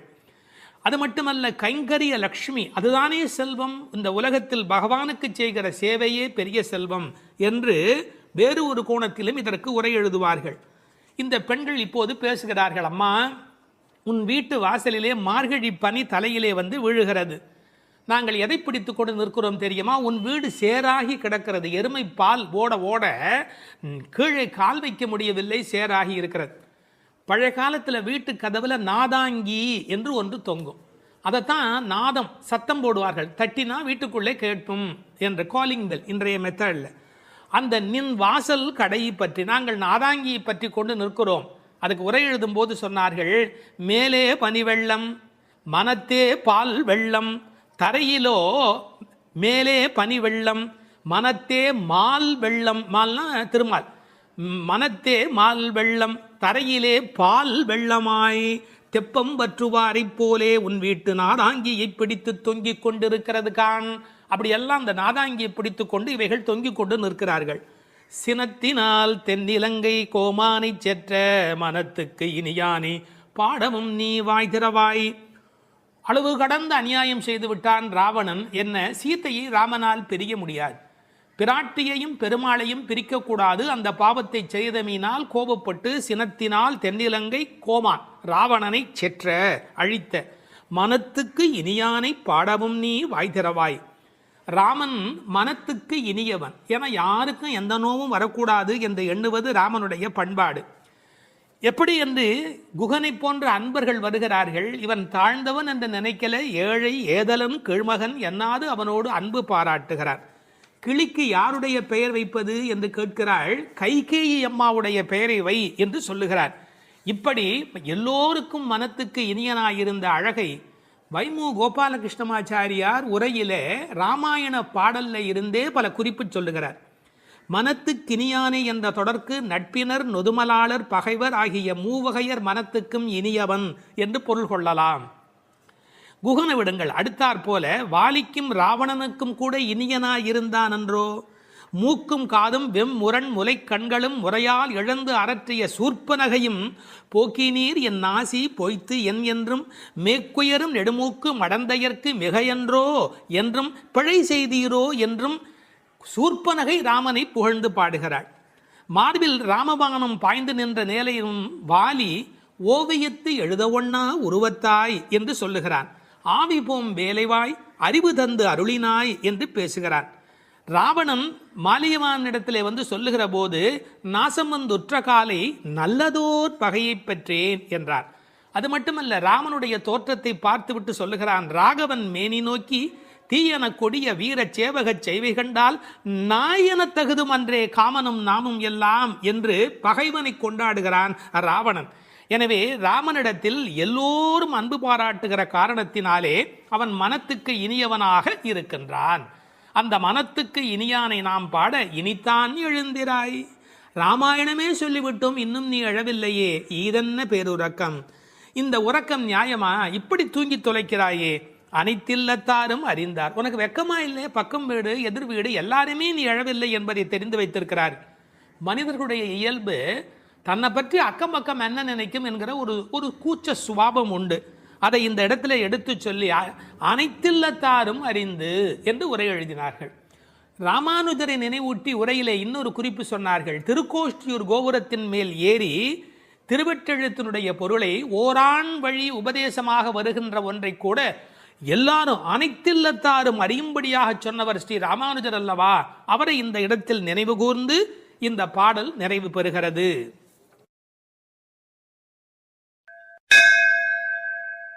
திருப்பாவை 10ஆம் பாடல். நோற்றுச் சுவர்க்கம் புகுகின்ற அம்மனாய் மாற்றமும் தாராரோ வாசல் திறவாதார் நாற்றத்துழாய் முடி நாராயணன் நம்மால் போற்றப் பறைதரும் புண்ணியனால் பண்டொரு நாள் கூற்றத்தின் வாய் வீழ்ந்த கும்பகர்ணனும் தோற்றும் உனக்கே பெரும் துயில்தான் தந்தானோ ஆற்ற அனந்தல் உடையாய் அருங்கலமே தேற்றமாய் வந்து திறவேலோர் எம்பாவாய். இந்த பாடலை நோன்பின் பெருமையால் கண்ணனை கையில் கனிபோல் அடைந்த ஒரு பக்திமிக்க பாவை எழுப்பப்படுகிறாள் என்றும் பார்க்கலாம். அல்லது தூக்கத்தையே நோன்பாக கருதி சோம்பி கிடக்கிற ஒருவளை கேலி பேசுவதாகவும் பொருள் கொள்ளலாம். இப்போது பாடலின் பொருளை முதலில் பார்ப்போம். நோன்பின் பலன் கைவரப் பெற்று அதன் விளைவாக சொர்க்கத்தையே அடைகின்ற பெண்ணே, அந்த சொர்க்கத்தினுள்ளே புகும் பெண் என்றாலும் உறக்கத்தை நோன்பாக கொண்டவளே என்று இன்னொரு பொருள். நீ வாயில் கதவைத்தான் திறக்கவில்லை, வாயை திறந்து பதில் கூடவா சொல்லக்கூடாது? மனம் நிறைந்த திருத்துழாய் துளசி மாலையை திருமுடியில் அணிந்திருக்கிற நாராயணன், நமது போற்றுதலை ஏற்று பலனை வழங்குகின்ற புண்ணியன், முன்னொரு காலத்தில் யவனுக்கு இரையாகி போன கும்பகர்ணன் உன்னுடன் தூக்கப் போட்டிக்கு வந்து தோற்று பெரிய தூக்கத்தை தன் தோல்வியின் அடையாளமாக உனக்கு வழங்கிவிட்டானா என்ன? மிகுந்த சோர்வும் சோம்பலும் ஏன் உனக்கு? இந்த குழுவுக்கே ஒப்பற்ற அணிகலன் போல விளங்குகிறளா அல்லவா நீ? படுக்கையை விட்டு தெளிவுடன் எழுந்து வந்து கதவை திற என்று வெளியில் நின்ற தோழியர் உள்ளே படுத்திருப்பவளை அழைக்கிறார்கள். இதுவே பாடலின் திரண்ட பொருள். இங்கே கேலியும் கிண்டலும் கூட ஒரு வகையான விளையாட்டாக எடுத்துக்கொள்ள ஒரு பகுதி இடம் கொடுக்கிறது. ஒரு பெண் சொல்லி இருக்கிறாள், நான் கடுமையான தவம் பண்ணி சொர்க்கம் போகப் போகிறேன் என்று இவர்கள் பேசிக்கொண்டிருக்கிற போது தோழிகளுக்கு மத்தியில் சொல்லி இருக்கிறாள். அவளை இப்போது எழுப்ப வந்திருக்கிறார்கள். ஆஹா அடியம்மா, நீ சொர்க்கம் போகிற லட்சணம் என்ன என்று எங்களுக்கு தெரியாதா? நோற்று சொர்க்கம் போகுகின்ற அம்மனாய், நீ தவம் பண்ணி சொர்க்கம் போவேன் என்று சொன்னாயே, இப்போது படுத்து கிடக்கிறாயே. இப்படி எடுத்துக்கொண்டால் அது ஒரு கேலியான கிண்டலான அவளை பற்றி பேசுகிற ஒரு விளையாட்டு பேச்சாக பொருளாகிறது. உண்மையிலேயே எடுத்துக்கொண்டால் அவள் உண்மையான கடினமான முயற்சி உடையவள், எல்லா நோன்புகளையும் சரியாக மேற்கொள்ளுகிறவள், நாளை வைகுந்தம் சேர வேண்டும் என்ற எண்ணத்தில் தன் வாழ்நெறியை அமைத்து கொண்டவள். எனவே நோற்று சொர்க்கம் புகுகின்ற அம்மனாய் பெருமைக்கு உரியவளே, நீ தவம் பண்ணி மேலே போவேன் என்று சொன்னாயே, இப்போது தூங்கிக் கொண்டிருக்கிறாயே என்று ரெண்டு வகையிலேயும் பாவத்தை மாற்றி பொருள் சொல்லக்கூடிய பாடல் வரி இது. சொர்க்கம் எது, நரகம் எது? ராமாயணத்திலே சீதா பிராட்டியார் சொல்கிறார், உன்னோடு இருப்பதுதான் எனக்கு சொர்க்கம். ராமனிடத்திலே சொல்கிறார், உன்னை பிரிந்தால் அது நரகமாக ஆகிவிடுகிறது. ஆகவே பெருமானோடு இருக்கிற நேரம்தான் சொர்க்கம். இவள் ஒருவேளை தன் தவத்தின் பலனால் பெருமாளோடு இருக்கிறவளோ, இறைவனுடைய நினைப்பே சொர்க்கமாகிறது, மறப்பே நரகமாகிறது. இது இன்னொரு சிந்தனை. இவளுடைய இயல்பு பக்குவம் காரணமாக உயர்ந்து போய் சாது கோஷ்டியில் சேர்ந்துவிட்ட காரணத்தால் சாமானியரோடு நமக்கென்ன பேச்சு என்ற எண்ணத்தில் வாயாடாமல் இருக்கிறாளோ என்பதை அடுத்த வரி நமக்கு புலப்படுத்தும். தனக்கு உரிய நல்ல கோஷ்டியிலே இருப்பது, சிறந்தவர்களோடு அந்த வர்க்கத்தில் இருப்பதுதான் சொர்க்கமாக மாறுகிறது. நீ அப்படி தகுந்த சாது கோஷ்டியிலே போய் சேர்ந்து விட்டதால் எங்களோடெல்லாம் பேசக்கூடாது என்பதற்காக மாற்றமும் தாராரோ, நீ பதில் தராமல் இருக்கிறாயா என்று ஒரு கேள்வி எழுகிறது. அம்மாடி, உன்னால் வீட்டு வாசல் திறக்க முடியவில்லை, வீட்டு வாசலே திறக்க முடியவில்லையே, உனக்காக வைகுந்த வாசல் திறக்கப் போகிறதா என்று இன்னொரு கிண்டல் பொருளும் அதற்குள்ளே இருக்கிறது. மாற்றம் தாராரோ வாசல் திறவாதார். ஒருவேளை உண்ணாவிரதம் மாதிரி மௌன விரதம் இருக்கிறாயா? அட, வாயில் திறப்பது கடினம், வாயை திறப்பது கூடவா கடினம்? வாசல் செம்மினால் வாயும் செம்ம வேண்டுமோ என்று வியாக்கியானத்திலே இந்த இடத்தை குறிப்பிடுவார்கள். நீ எழுந்து பேச வேண்டாம், கதவை திறக்கக்கூடாதா? கதவை திறக்க வேண்டாம், வாயாலாவது பதில் சொல்லக்கூடாதா? ஏன் இப்படி நீ இருக்கிறாய் என்று அந்த பெண்ணை கேட்பது போல் அந்த பாடல் அமைந்திருக்கிறது. அடுத்து நாராயணனை சொல்லுகிறார்கள். நாற்றத் துழாய்முடி நாராயணன். உலகத்திலேயே மிகப்பெரிய சிறப்பு துளசிக்கு உண்டு. பிறக்கும் போதே அது நறுமணத்தோடு பிறப்பது. அதனால்தான் பின்னாலே பாடுகிறார்கள், இருந்தவண்ணாகிலும் கொண்டு வீசுமினி. துளசி கிடைக்கவில்லை என்றாலும் பரவாயில்லை, துளசி இருந்த மண்ணை எடுத்தாவது எங்கள் மீது வீசுங்கள் என்பார்கள். ஒரு பெருமாள் கோயிலுக்குள் போகிற போது நமக்கு கிடைக்கிற மிகப்பெரிய இன்பமே அந்த திருத்துழாய் நறுமணம். பச்சை கற்பூரம் அது இன்னொரு பக்கம். திருத்துழாய் நறுமணம்தான் கோயிலின் சிறப்பழகு. கண்ணன் திருத்துழாய் அணிந்து அங்கு வந்து சென்றால் 100 குழிக்கு தாங்கும் என்று உரை எழுதுவார்கள். அதாவது அவன் வந்து போன வாசம் அந்த இடம் முழுவதும் நிறைந்திருக்குமா. இப்போது திருத்துழாய் வாசம் வருவதாலே இந்த பெண்களுக்கு உள்ளூர ஒரு கவலை, ஒருவேளை கண்ணன் இங்கே உள்ளே வந்துவிட்டு போயிருக்கிறானோ என்கிற ஒரு சின்ன கவலையும் வெளிப்பட பேசுகிறார்கள். நாற்றத் துழாய்முடி நாராயணன். நான் துளசியை பற்றி ஒரு மருத்துவ புத்தகம் படித்து கொண்டிருந்தேன். அதில் துளசி பிராணசக்தியை கூட்டி நம்முடைய கபத்தை குறைக்கக்கூடியது. அது மட்டுமல்ல, அது 100 வகையான மேலான மருந்தாக அது பயன்பட்டு கொண்டிருக்கிறது. துளசி, கருந்துளசி, செந்துளசி, நாதுளசி என்று 4 வகையாக அது கிடைக்கிறது. பிராணசக்தியை கூட்டுகிறது என்பதற்காக அப்படியே எடுத்துக்கொள்ளுகிற போது அது முற்றிலுமாக ஒருவருடைய உடலை மாற்றி அமைக்கக்கூடியது. துறவரத்துக்கு போகிறவர்களுக்கு கூட துணை நிற்கக்கூடியது என்று ஒரு குறிப்பு எழுதி வைத்திருக்கிறார்கள். துளசியோடு ஒரு 5 மிளகு வைத்து 3 நாள் சாப்பிட்டால் 3 மாத காலம் ஒரு பெண் அப்படி சாப்பிட்டால் குழந்தை பேர் இல்லாத பெண்களுக்கு வாய்க்கும் என்று எழுதுகிறார்கள். 9 மிளகு வைத்து அரைத்து 7 நாட்கள் வெறும் வயிற்றில் சாப்பிட்டால் எந்த விஷமும் உரியும் என்று எழுதுகிறார்கள். எனவே மருந்தல்ல, மாமருந்தாக விளங்குவது திருத்துழாய். அந்த நாற்றத்துழாய் முடி நாராயணன். திருவடியில் மட்டுமல்ல, அவன் திருமுடியிலும் இருக்கிற மேன்மையும் ஏற்றமும் பெற்றது இந்த திருத்துழாய். அந்த நாராயணன் நம்மால் போற்ற பறைதரும் புண்ணியனால். இந்த நம்மால் என்பதை நம்மால் என்று பிரித்து சொல்வார்கள், நம்மால் என்று சேர்த்து சொல்வார்கள். அதாவது நாம் இப்போது பாடினால் அவன் நமக்கு பறை தருவான், நம்முடைய மால் நமக்கு பறை தருவான். நமக்கு மால் இருக்குமென்றாலும், மால் என்றால் மயக்கம். சில பேர் சுய மோகிகள், தன்னைத்தானே மோகித்து கொண்டு தன்னை பெரிதாக நினைத்து கொண்டிருப்பார்கள். அப்படிப்பட்ட குறையுடையவராக இருந்தாலும் கூட அவர்களுக்கு கருணை பாலிக்கிறவன் கடவுளாக மாறுகிறான். நம்மால் போற்ற பறை தரும் புண்ணியனால். அவன் புகழை பாடிய மாத்திரத்தில் நமக்கு பறை தருகிறான், புருஷார்த்தங்களை அருளுவதற்கு தயாராக இருக்கின்றான். அடுத்து அந்த பெண்ணை அவர்கள் கேலி பேசுகிறார்கள். அப்படிப்பட்டவனை நாங்கள் பாடுகிற போது கூட நீ தூங்கிக் கொண்டிருக்கிறாயே, இது என்ன நியாயம்? பண்டொரு நாள் கூற்றத்தின் வாய் வீழ்ந்த கும்பகர்ணனும். இந்த பண்டொரு நாள் என்பதற்கு நேரடியாக நீங்கள் பொழிப்புரை எழுதினால் முன்பு ஒரு நாள், அதாவது ராமாயணம் முன்னர் நடந்தது. அப்படி முன்பொரு நாள் நடந்த ராமாயண யுத்தத்தில் கும்பகர்ணன் தோற்று விழுந்தான். இது வெளிப்படையான பொருள். ஆனால் ஒரு நயம் இருக்கிறது. பண்டு ஒரு நாள்.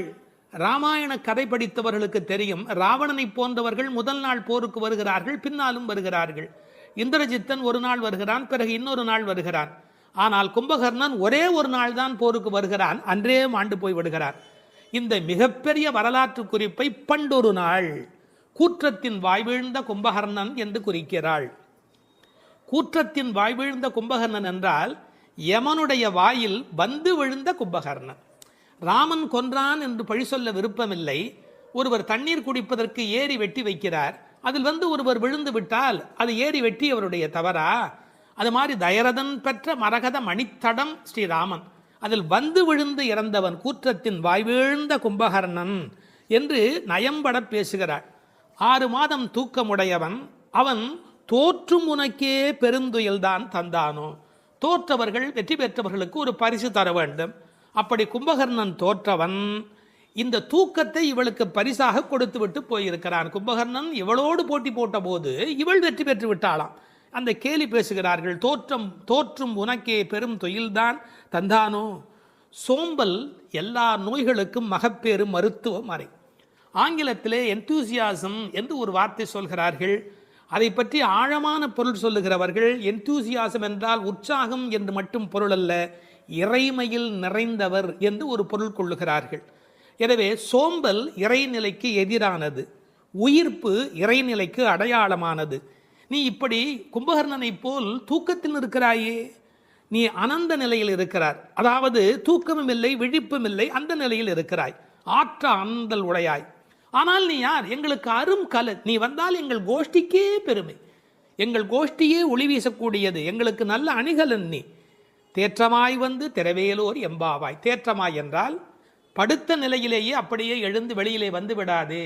அதுக்கு ஒரு உரை சொல்வார்கள், வால்மீகத்தில் இலக்குவனை பார்க்க தாரை வந்த மாதிரி வந்து விடாதே, நீ உன்னை அழகுபடுத்தி கொண்டு திருத்தமாக வர வேண்டும் என்ற குறிப்பை அருங்கலமே தேற்றமாய் வந்து திரவேல் என்று பாடுகிறார்கள்.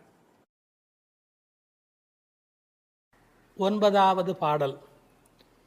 தூமணி மாடத்து சுற்றும் விளக்கெரிய தூபம் கமழ துயிலணை மேல் கண் வளரும் மாமன் மகளே, மணிக்கதவும் தாழ்த்திரவாய் மாமீர் அவளை எழுப்பீரோ, உன்மகள்தான் ஊமையோ அன்றிச் செவிடோ அனந்தலோ ஏமப் பெருந்துயில் மந்திரப்பட்டாளோ, மாமாயன் மாதவன் வைகுந்தன் என்றென்று நாமும் பலவும் நவின்றேலோர் எம்பாவாய்.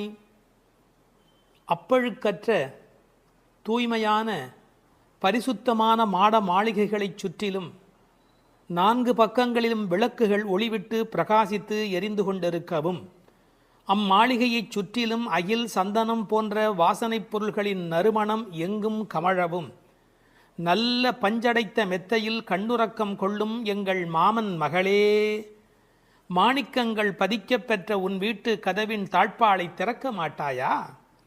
திறந்து விரைவில் வந்து எங்களுடன் சேர்ந்து கொள்ள மாட்டாயா? மாமிகளே, நீங்களாவது அவளை எழுப்பிவிட மாட்டீர்களா? விடிந்து எவ்வளவு நேரமாகிவிட்டது, நாங்கள் இவ்வளவு நேரம் அவளை அழைத்து கொண்டிருக்கிறோமே, அவளுக்கு என்ன ஆயிற்று? ஒரு வார்த்தை கூட பதில் கூற மாட்டேன் என்கிறாளே, அவள் என்ன பேசும் திறனற்ற ஊமையா? அல்லது நாங்கள் அழைப்பது அவளுக்கு கேட்கவில்லையா, காது கேட்கவில்லையா? அல்லது ஆழ்ந்த பேருறக்கத்தில் படுத்து கிடக்கிறாளா? அல்லது யாரேனும் கட்டுப்படுத்தி அவளை பெருந்துயில் கொள்ளுமாறு செய்து விட்டார்களா? அல்லது ஏதேனும் மந்திரம் மாயம் செய்திருக்கிறார்களா? அதன் வசம் கட்டுப்பட்டு இப்படி பேருறக்கம் கொண்டு கிடக்கிறாளே. நாங்கள் அந்த மாமாய செயல்களில் வல்லவனும் மிகுந்த தவமுடைய இலக்குமியின் கணவனும் வைகுண்டத்திற்கு அதிபதியுமான நாராயணன் பெயரை திரும்ப திரும்பச் சொல்லி பக்தி பரவசத்தில் ஈடுபட்டு அவளை அழைக்கிறோமே, அவள் ஏன் இன்னும் எழுந்து வந்து கதவை திறந்து எங்களுடன் சேர்ந்து இறைவன் திருப்பெயரை சொல்லி வழிபட மாட்டேன் என்கிறாள்? நீங்களாவது கேட்டுச் சொல்லுங்களேன் என்கிறார்கள். இந்த பாடலின் திரண்ட பொருள் இது. தூமணி மாடத்து சுற்றும் விளக்கெரிய. விளக்கு எரிப்பதற்கே நிறைய செல்வம் இருக்க வேண்டும். இது சீர்மல்கும் ஆய்பாடி செல்வச் சிறுமியர்கள் வாழுகிற இடம். அந்த வீட்டினுடைய அமைப்பு எப்படி இருக்கிறது? தூய்மையான ரத்தின மணிகள் அப்படியே பதிந்து வைத்திருக்கிறார்கள். ஒரு குறிப்பு எழுதுகிறார்கள், அரசர்கள் அந்தப்புறத்திற்கு சிறந்த மணியை கொண்டு அற்புதமான கட்டடத்தை அமைப்பார்களாம். அங்கு வேண்டாம் என்று ஒதுக்கப்பட்ட கற்களை கொண்டுதான் அரண்மனையையே கட்டுவார்களாம். இது துவளில் மண்டபம், அது தூமணி மாடம் என்று அதற்கு ஒரு விளக்கம் சொல்கிறார்கள். ஆக இழைத்து இழைத்து தூய்மையான மணியினை கொண்டு வந்து கட்டியிருக்கிறார்கள். அது ரத்தின மணி. இந்த பெண் எழுந்திருந்திருக்க வேண்டும், எழுந்திருக்கவில்லை. ஒரு வித்தியாசம் இருக்கிறது. ஒரு குடும்பம் விழிப்பதற்கு முன்பு விழிக்க வேண்டியவள் அந்த வீட்டில் இருக்கிற பெண். ஏனென்றால் ஆண் எழுந்தால் அவனை மட்டும்தான் சுத்தம் செய்து கொள்கிறார், பெண் எழுந்தால் அந்த வீடே சுத்தமாகிறது என்று ஒரு பொன்மொழி சொல்வார்கள். எனவே ஒரு பெண்ணாகி இருக்கிறவள் இப்படி உறங்கிக் கொண்டிருக்கலாமா? தூமணி மாடத்து சுற்றும் விளக்கெரிய, 4 புறங்களிலும் நல்ல விளக்கு எரிந்து கொண்டிருக்கிறது. அது மட்டுமல்ல, அகில் சந்தனம் போன்ற நறுமண புகை வீசுகிறது. தூபம் கமழ, செல்வச் செழிப்பு. துயிலணை மேல் கண் வளரும், அது தூங்குவதற்காகவே அமைக்கப்பட்டிருக்கிற ஒரு பெரிய மெத்தை. அதாவது அந்த மெத்தையை பார்த்தாலேயே வா வா வா வந்து படு என்று அழைப்பதை போல 5 விதமான சிறப்புகள் அமைந்திருக்கக்கூடிய பஞ்சனை அது. அதில் அழகு இருக்கிறது, மென்மை இருக்கிறது, குளிர்ச்சி இருக்கிறது, சுகம் இருக்கிறது. அப்படிப்பட்ட அருமையான அந்த பஞ்சனையின் மீது அவள் படுத்திருக்கிறாள். தமிழிலே தூங்குகிறார்கள் என்று சொல்ல மாட்டார்கள், கண்வளராய் என்று சொல்வார்கள், மங்களம் கருதி. ஏன்னால் தூங்கிவிட்டார் என்றால் அமங்கலமாகிவிடுமே என்பதற்காக கண்வளராய் என்று சொல்லை பயன்படுத்துவது வழக்கம். சின்ன வயதிலிருந்து குழந்தை கண் வளருது என்று ஒரு வார்த்தை சொல்வார்கள். அதில் ஒரு விஞ்ஞான குறிப்பே இருக்கிறது. உண்மையிலேயே கர்ப்பத்தில் குழந்தை தூங்குவதால் தான் வளருகிறது. அது ஒரு 10 மாத காலம் தாயின் கர்ப்பத்தில் கண் திறக்காது. கண் திறந்து விட்டால் ஊமை, அது விதவிதமான குறைபாடு உடைய ஊனமான குழந்தையா வந்து பிறக்கும் என்று விஞ்ஞான குறிப்பு இருக்கிறது. அந்த குழந்தை கண்களை மூடிக்கொண்டு தூங்கி கொண்டே இருக்கும். அதில் என்ன ஆச்சரியம் என்று கேட்டால், அப்போதான் அது வளருகிறது. ஒரு புள்ளியிலிருந்து ஒரு குழந்தையாக முழுமையாக வளருகிறது. அந்த கண் வளருதல் என்பதிலே தூங்கும் போது வளர்ச்சி நிகழ்கிறது என்கின்ற ஒரு குறிப்பு இருக்கிறது. மனிதனுக்கு கூட தூக்கம் அவசியம். ஏன்னா உடம்பில் இருக்கிற செல்கள் தங்களை புதுப்பித்துக் கொள்வதற்கு மனிதன் தூங்க வேண்டி இருக்கிறது. அடுத்து உறவு சொல்லி அழைக்கிறாள். மாமன் மகளே. இவள் அந்தணகுல பெண் என்றாலும் ஆயர் குலமகளாக ஆகும் விருப்பத்தின் காரணமாக ஒரு சம்பந்தத்தை ஏற்படுத்தி கொள்கிறாளாம். இதை உரையாசிரியர்கள் எழுதும்போது ஒரு அழகான வாக்கியமாக குறிப்பிடுகிறார்கள். திருவாய்ப்பாடியிலே ஒரு பிரகிருதி சம்பந்தம் தனக்கு உஜ்ஜீவன ஹேதுவாக ஆண்டாள் ஆசைப்பட்டபடி, அழகிய மணவாளப் பெருமாள் நாயனாருடைய வியாக்கியானத்திலே திருவாய்ப்பாடியிலே ஒரு பிரகிருதி சம்பந்தம் தனக்கு உஜ்ஜீவன ஹேதுவாக ஆண்டாள் ஆசைப்பட்டபடி மாமன் மகளே என்று உறவு சொல்லி அவள் அழைக்கிறாள். மணிக்கதவம் தாழ்த்திரவாய். அது உள்ளிருப்பது வெளியே தெரியும்படி அமைக்கப்பட்டிருக்கிற ஒரு வீடு. அவள் எப்படி தூங்குகிறாள் என்பது கூட வெளியே தெரிகிறது. அந்த கட்டில், அந்த மெத்தை, அந்த விளக்கு எரிகிறது. இந்த பாடலே மிக ரசமான ஒரு பாடல். திருப்பாவையில் 30 பாட்டு அழகு என்று சொன்னால் இந்த பாட்டுக்கு என்று தனியான ஒரு ரசனை உலகத்தில் தனியான ஒரு கூட்டமே உண்டு. மணிக்கதவம் தாழ்த்திரவாய், நீ வந்து திற. ஏன்னா எழுந்து வந்து திறக்கிற போது நாங்களா திறந்து கொண்டு உள்ள வந்தால் அது மரியாதையாக இருக்காது ஒரு வீட்டுக்குள்ளே. நீ வந்து திற. ஆனால் அவள் அசைவதாக தெரியவில்லை. அவளுடைய அம்மா எழுந்து விட்டாள். அவள் மற்ற வேலைகள் பார்த்து கொண்டிருக்கிறாள். அதனால உறவு சொல்லி அவளை அழைக்கிறார்கள். மாமீர், அவளை எழுப்பீரோ? நீங்கள் அவளை எழுப்பிவிடக்கூடாதா? அப்படி தூங்கி கொண்டிருக்கிறாளே. உன் மகள்தான் தன்னுடைய தோழியினுடைய தாயை பார்த்து சொல்கிறாள், உன் மகள்தான் ஊமையோ அன்றி செவிடோ. என்ன பொருள் தெரியுமா? பேச்சு வராதவர்கள் என்று பொருள் அல்ல. ஊமை என்ற சொல்லுக்கு இறை நாமம் சொல்லாதவர் என்று பொருள் என்று எழுதுகிறார். இறைவனுடைய நாமத்தை சொல்ல வேண்டிய சந்தர்ப்பத்தில் சொல்லவில்லை என்றால் பிறகு நாக்கிருந்து என்ன பையன்? பேசாத நாளெல்லாம் பிறவா நாளே என்பார்கள் அல்லவா? உண்ணா நாள் என்பது இந்த உலகத்தில் சாப்பிடாத நாள் அல்ல, உன்னை வணங்காத நாள் தான் உண்மையிலேயே உண்ணா நாள் என்று குறிப்பிடுவார்கள். ஊமையோ அன்றி செவிடோ. என இறைவன் புகழ் கேளாத செவி என்ன செவியே என்று சிலப்பதிகாரம் பேசும். இந்த பெருமானுடைய புகழை நாங்கள் சொல்லுகிறோம், அவள் காதிருந்தும் கேட்கவில்லையே. நேற்று வரை நன்றாக பேசினாளே, இன்று என்ன ஊமையாகி விட்டாளா? அழைப்பு அவள் காதில் போய் விழவில்லையா? அல்லது இரண்டுமே அவளுக்கு இணைந்து விட்டதா? சோம்பல் வயப்பட்டாளா? யாரேனும் மந்திரம் மாயம் செய்து விட்டார்களா? என்ன நடந்து விட்டது? ஊமையோ அன்றி செவிடோ.